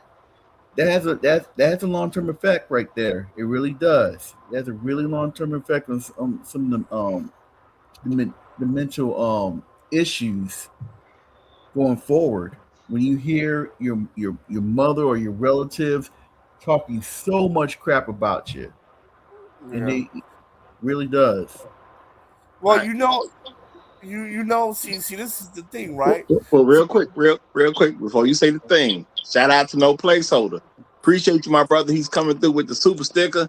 Thank you very much, my brother. Thank you very much. And y'all, I want to Black Guru did say this, y'all, because I did say how do you even do it. He did respond with, you might not know the real and full effect of what you're doing to a child. It's hateful, but you don't totally see it for what it is. Now, I can agree that they may not know just how much damage that they're doing. I can also agree that they wouldn't see it as hateful as it actually is because women don't really think ahead too much. But I do believe, I'm gonna just say, I personally believe that they know they hate their child.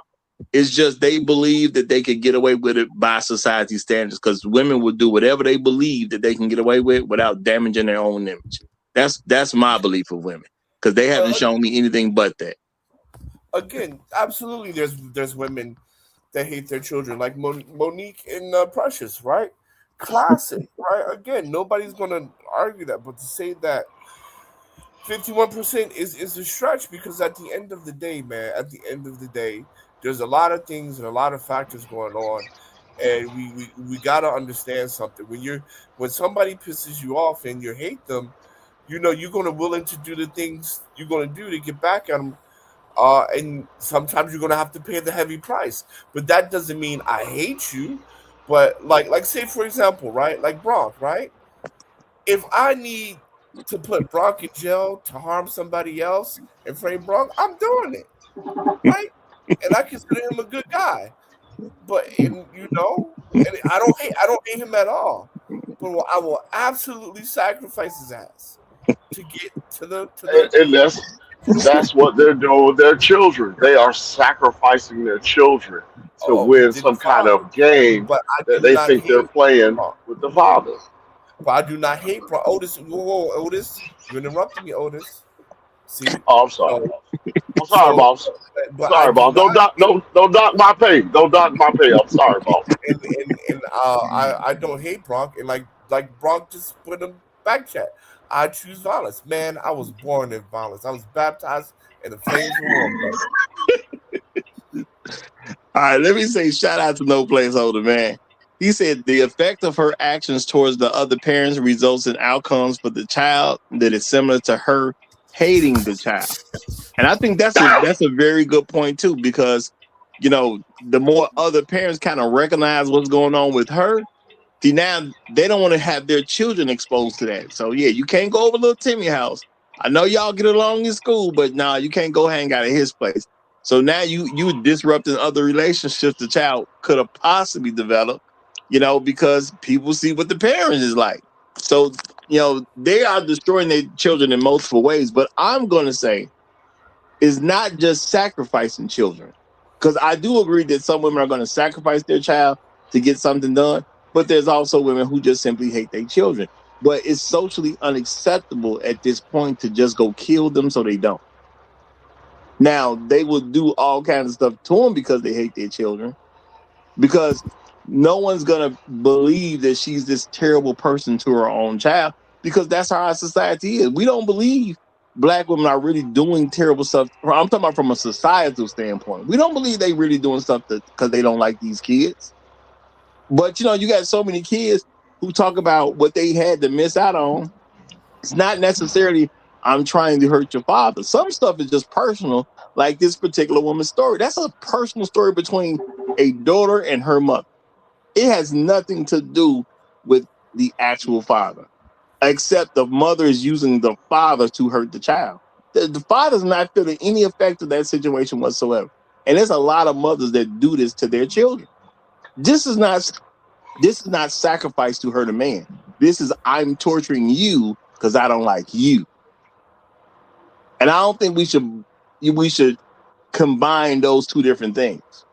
Because yes, I do agree women will do stuff to hurt that man, and sometimes it's gonna be through a child. This ain't one of those situations. No, from what I hear, I think this is exactly that situation. Bro, she already got control of the child. She already done got the guy in a position where he didn't even know what a child was. So telling her to wait for your daddy is doing something to her at that point. Basically, she already won when it comes to the father. She won already. She got the custody.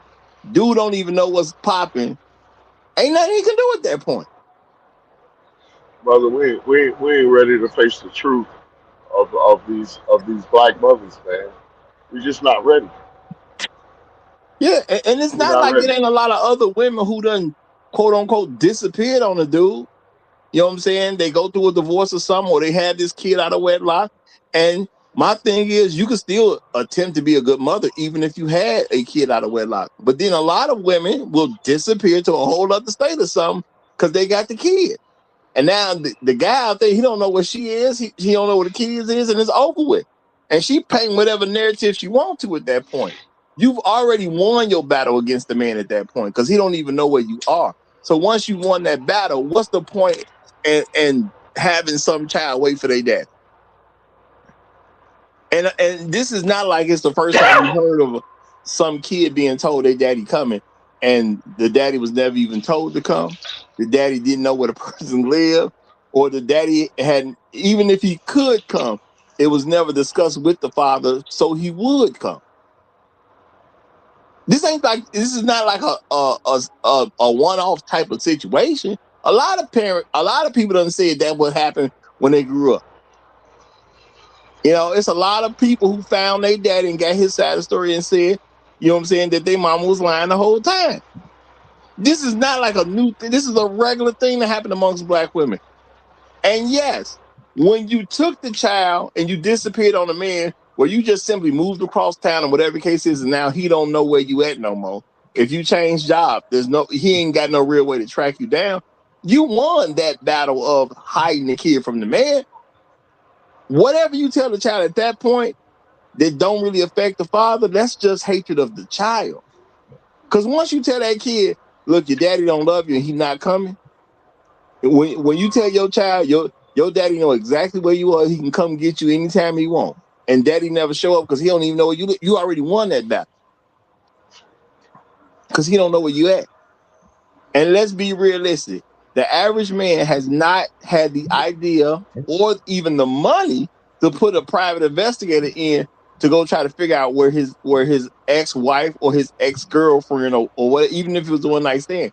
He ain't got no money to be paying somebody to track down some random chick. Let's be realistic about this. She just doing stuff to that kid because she can. Nobody's going to stop her. And we, from a societal standpoint, we make all kinds of excuses for women. You know, don't they say all the time that, you know, whatever it was, no matter how terrible it was, don't they just say, well, you know, she did the best she could. We know good and well she didn't do the best she could. But that's what we say. Well, she did the best she could, or she did what she knew how. The only thing she knew how. That's the other one that they say. Well stated, brother. Well stated. And the truth is, she didn't do the best she could. And let's keep it real. If she has a way to secure that child support, she got a way to contact that father. She ain't never really lost contact with him. He just lost contact with her. Sure, bring him. I hate to be bringing me like up like this so much, but I think it's poignant now. Like you, in my case, to give some credit to my mom, she didn't lie to me about that. She simply told me she didn't want those people around me. Talking about my father and his family, she didn't want those people around me. And I did what you said. Later in life, I went and found my father and got his side of the story. And guess what his side of the story was? She told me she didn't want me to be around. And when back then, when, you know, my family kind of, it was easy for her to enforce that rule to my dad. On my dad, I'll put it like that. It's always been easy, which is why I said at the beginning of the show, Black women have been playing with restraining orders for a long time. Now, people may not be aware of it, but they've been playing with restraining orders for a long time. So it's basically either don't come around your children because I don't want you around your children, or if you come around your children, I'm going to make up a story and put a restraining order on you. Now, why is this such a deal where a lot of men won't come around even though there's no restraining order? Because men got jobs. And if they get a restraining order on them, they bosses find out certain information. Now they out of a job. So not only do they got to pay for these kids, they get caught up in the system. Now they ain't got no job and still got to pay for these kids. And if somebody's not aware, it's not like going to jail relieves you of child support. It only just means what you owe gets bigger. That's the only thing jail gets for you. Dealing with the system ain't going to be helpful to you. Now, a lot of people, they buy into this stuff because women say, well, y'all should fight for your kids. Fight how? Now, it's easy for her to say that because she go to court. In a lot of situations, the man going to end up paying for her lawyer anyway. So you're going to literally pay for the lawyer to fight against you being able to have custody of your own children. Then on top of that, if anything comes up wrong and she's able to tell any lie that anybody's willing to believe, and guess what, y'all? If you look at how things have happened in society, it's real easy for people to believe whatever she's saying, and you end up with a restraining order against you. You're probably going to end up out of a job, or you could just stay away so you at least keep the job so you can pay the child support. But people don't consider real things like this. And there are women who will get a restraining order on you and literally chase you down. meaning they show up at all the places they think you're going to come to. So if you get a routine that you bowl at this particular bowling alley on Tuesdays, she know you come at 6:30. She going to be there at 6. Just so she can call the police on you. But we don't consider stuff like that.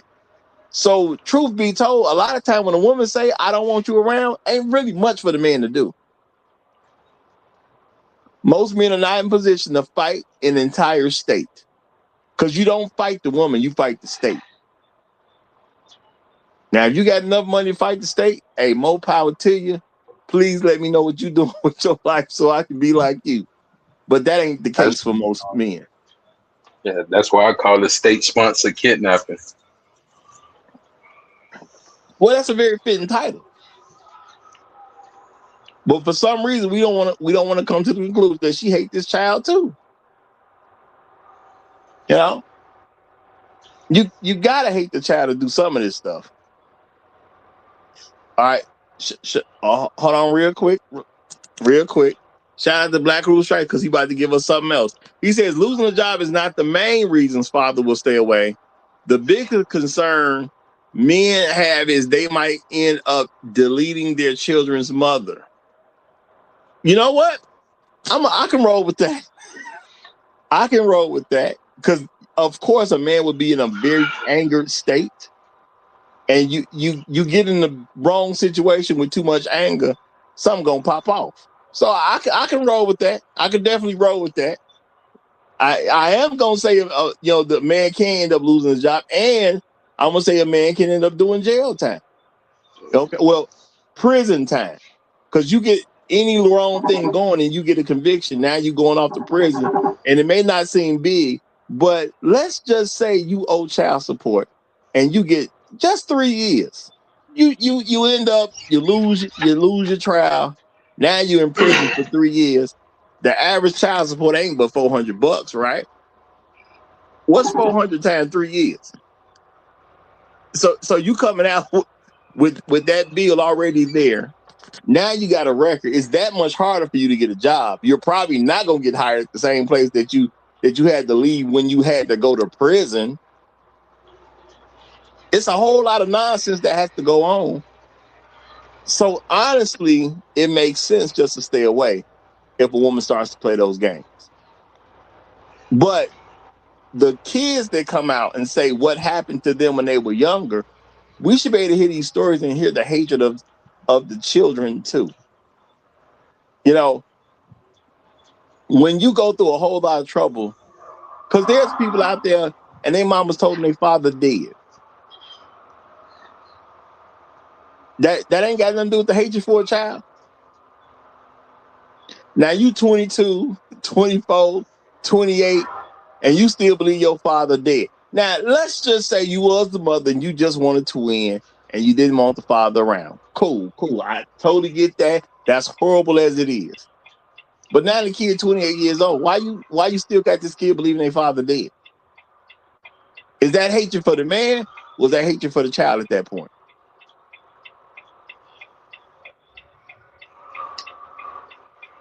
I don't know how y'all math work, but if a child is already grown and out your house, grown and gone, and you got that child believing it, they daddy dead, it sounds like you hate the kids at that point.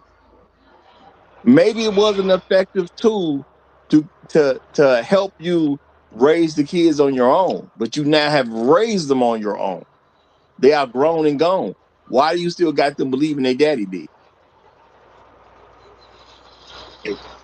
Because you love them. That's what Mr. Ruffin said. Right. But they just simply not considering. They don't care. Even if it's not hate, they don't care enough about their kids to even consider the effects of their actions on their kids. And that even just at the best possible scenario, that's what's going on in those situations.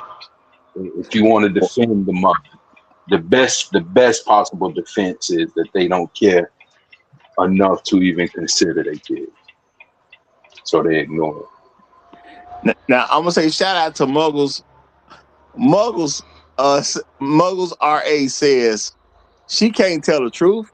It undermines her position to tell the adult children the truth. I mean, I totally get where you're coming from, but they raised at that point. You know, what is telling a 25-year-old, your daddy ain't really dead, I just told you. Well, how is that really going to hurt her at that point? They already done formed a relationship with her. I do understand a kid will get mad for a minute, but he's 25 already. What he really going to do? And most kids ain't finna cut their mom off. Let's just be real about that too. They'll get upset for a while, and it'll calm down. And they still gonna see her as the woman who did X, Y, and Z. We see kids say that stuff all the time. Well, yeah, I know my mother did this one thing wrong, but she still was my mother. She still raised me. She still did X, Y, and Z. And they get their mama credit for all kinds of stuff. Stuff she don't even deserve credit for. So I don't even think it's that big a deal. Yeah. Now I'm gonna say shout out to Rael real quick. He says to want to have a child without a father is the highest form of hate. Okay. Now I'm gonna say this. I do believe that black women don't even consider that hatred of their children. I don't think they believe that just being a single mother is hatred of their children. I don't think they really believe that. But it's the other stuff that they do after the child is here that I'm saying shows that they hate their child. Some women gonna say, well, I just had a baby because I wanted to have a baby. And that's all it was to it. But when you go through the effort of trying to make sure the father's never involved with the child, see, that's where the hatred starts to show up. Hiding the child from the father. Or I just told you, I got a friend who just found out he got a child, 19 years old already doing time. And guess what? This your kid. Well, maybe if you'd have told me a long time ago, he wouldn't be doing time right now. What about that? But it don't matter. Because at the end of the day, he's doing time, not her. That son he had is doing his actual time. Because that's what it turned out to be. It was a son. Son is 19 years old. I believe he said he already doing fed time. I don't know how long or how much or whatever. That's my homie, so we're gonna talk more about it. But why present the kid to me now? He doing time now. The child is no longer a benefit. Once the child is no longer a benefit, you're allowed to have unlimited access. Yep. The strongest argument for the case that black women hate their children is I believe you did a Mother's Day episode. Yes, sir. During that Mother's Day episode, it was pretty quiet. And people were struggling to find stuff to talk about concerning their mothers. And last time I checked, Roger, this is a panel full of black men, right? Safe to say we was all birthed by black mothers. And the biggest compliment that you heard on that Mother's Day episode was, well, I guess thanks for not deleting me in the womb. Thanks for carrying me to term. Man, that says a lot, man. That says a lot. Hey, I want to in reference to that show. It is something I wasn't able to make it to that show, but I did hear it and it was interesting. I wanted to add my little 2 cents to that. I want to thank my mom because she did really help me, and she didn't actually sit down and tell me this, but she showed me this through her action. She helped me understand the simple concept that whole stuff about game that men say that we have. That's a falsity. Men do not have game. Women have all the game. Women whole life is they live based on running game. And what men have is we have the only thing that we have to get anything out of the world is we have our discipline. We have our discipline and our principles. And that's what we use, discipline and principle, to get what we want out the world.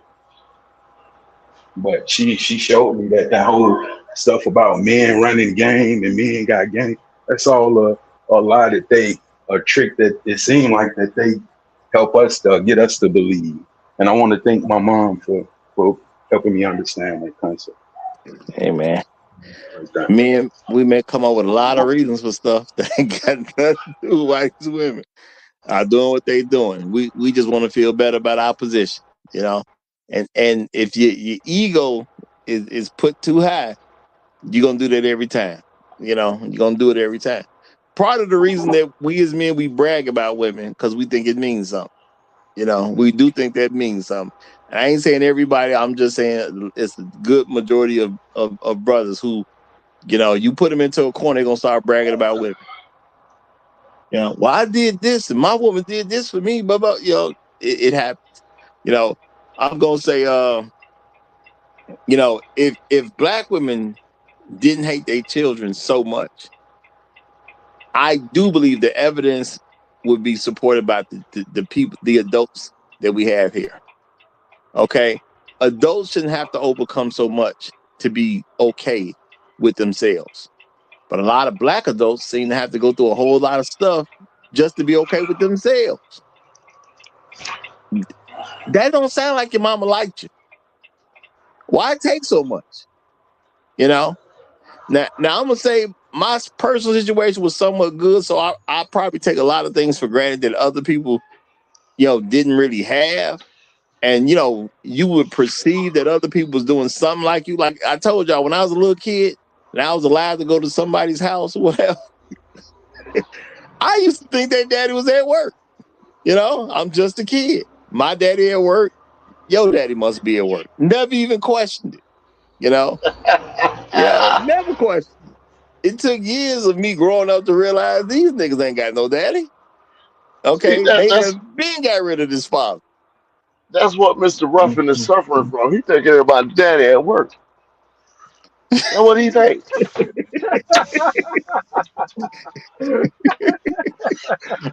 It could be some truth to that. It could be. He may still believe everybody daddy at work. And I honestly, y'all, Well, I and look, honestly thought that. I was like, yeah, daddy at work. You know, that, and of I, course they been gonna I, see him. and I don't, Nah, I don't, nah. I don't, I don't mean that as a slight. I mean he thinks black men are so great that we are covering these women even when we're not. Brothers, listen. When you grow up well and you grow up with with your mother and your father, constant, you view the world through your lens as a child. So he really thinks and still thinks, you know what? Most of these black men just still at work. That's it. All right, y'all. Tunnel Runner that came up. So let Tunnel Runner get in. Go ahead, my brother. All right, I might be a little bit noisy, but I'm going to try to get this in.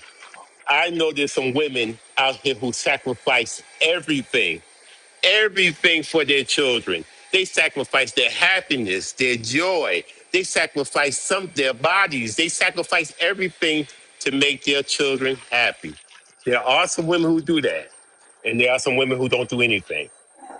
So you find a woman who wants to have your child, wants to be your wife, and wants to have your children, and wants to have you raise them all the way. I mean, And they exist. And I'm gonna say in America, they probably next to the guy with no legs. You know. I think you're about right. Si se puede, si se puede. Y'all, but I'm gonna wrap it up early today, y'all. I'm tired. I got some stuff I kind of need to get done, and I need to get on the move right now. So I'm gonna wrap this show up a little bit early, about a half hour early, than what we would normally do. But I'm gonna say shout out to James for coming up. Welcome to the show. You're welcome to come back any particular point in time. You know, wish we could have had you here a little longer, but I understand people got to move sometimes. People got to move. So I'm gonna allow y'all to make some closing statements. So we're gonna start on "You're Not Worthy" and work our way down. Any closing statement you want to make, my brother?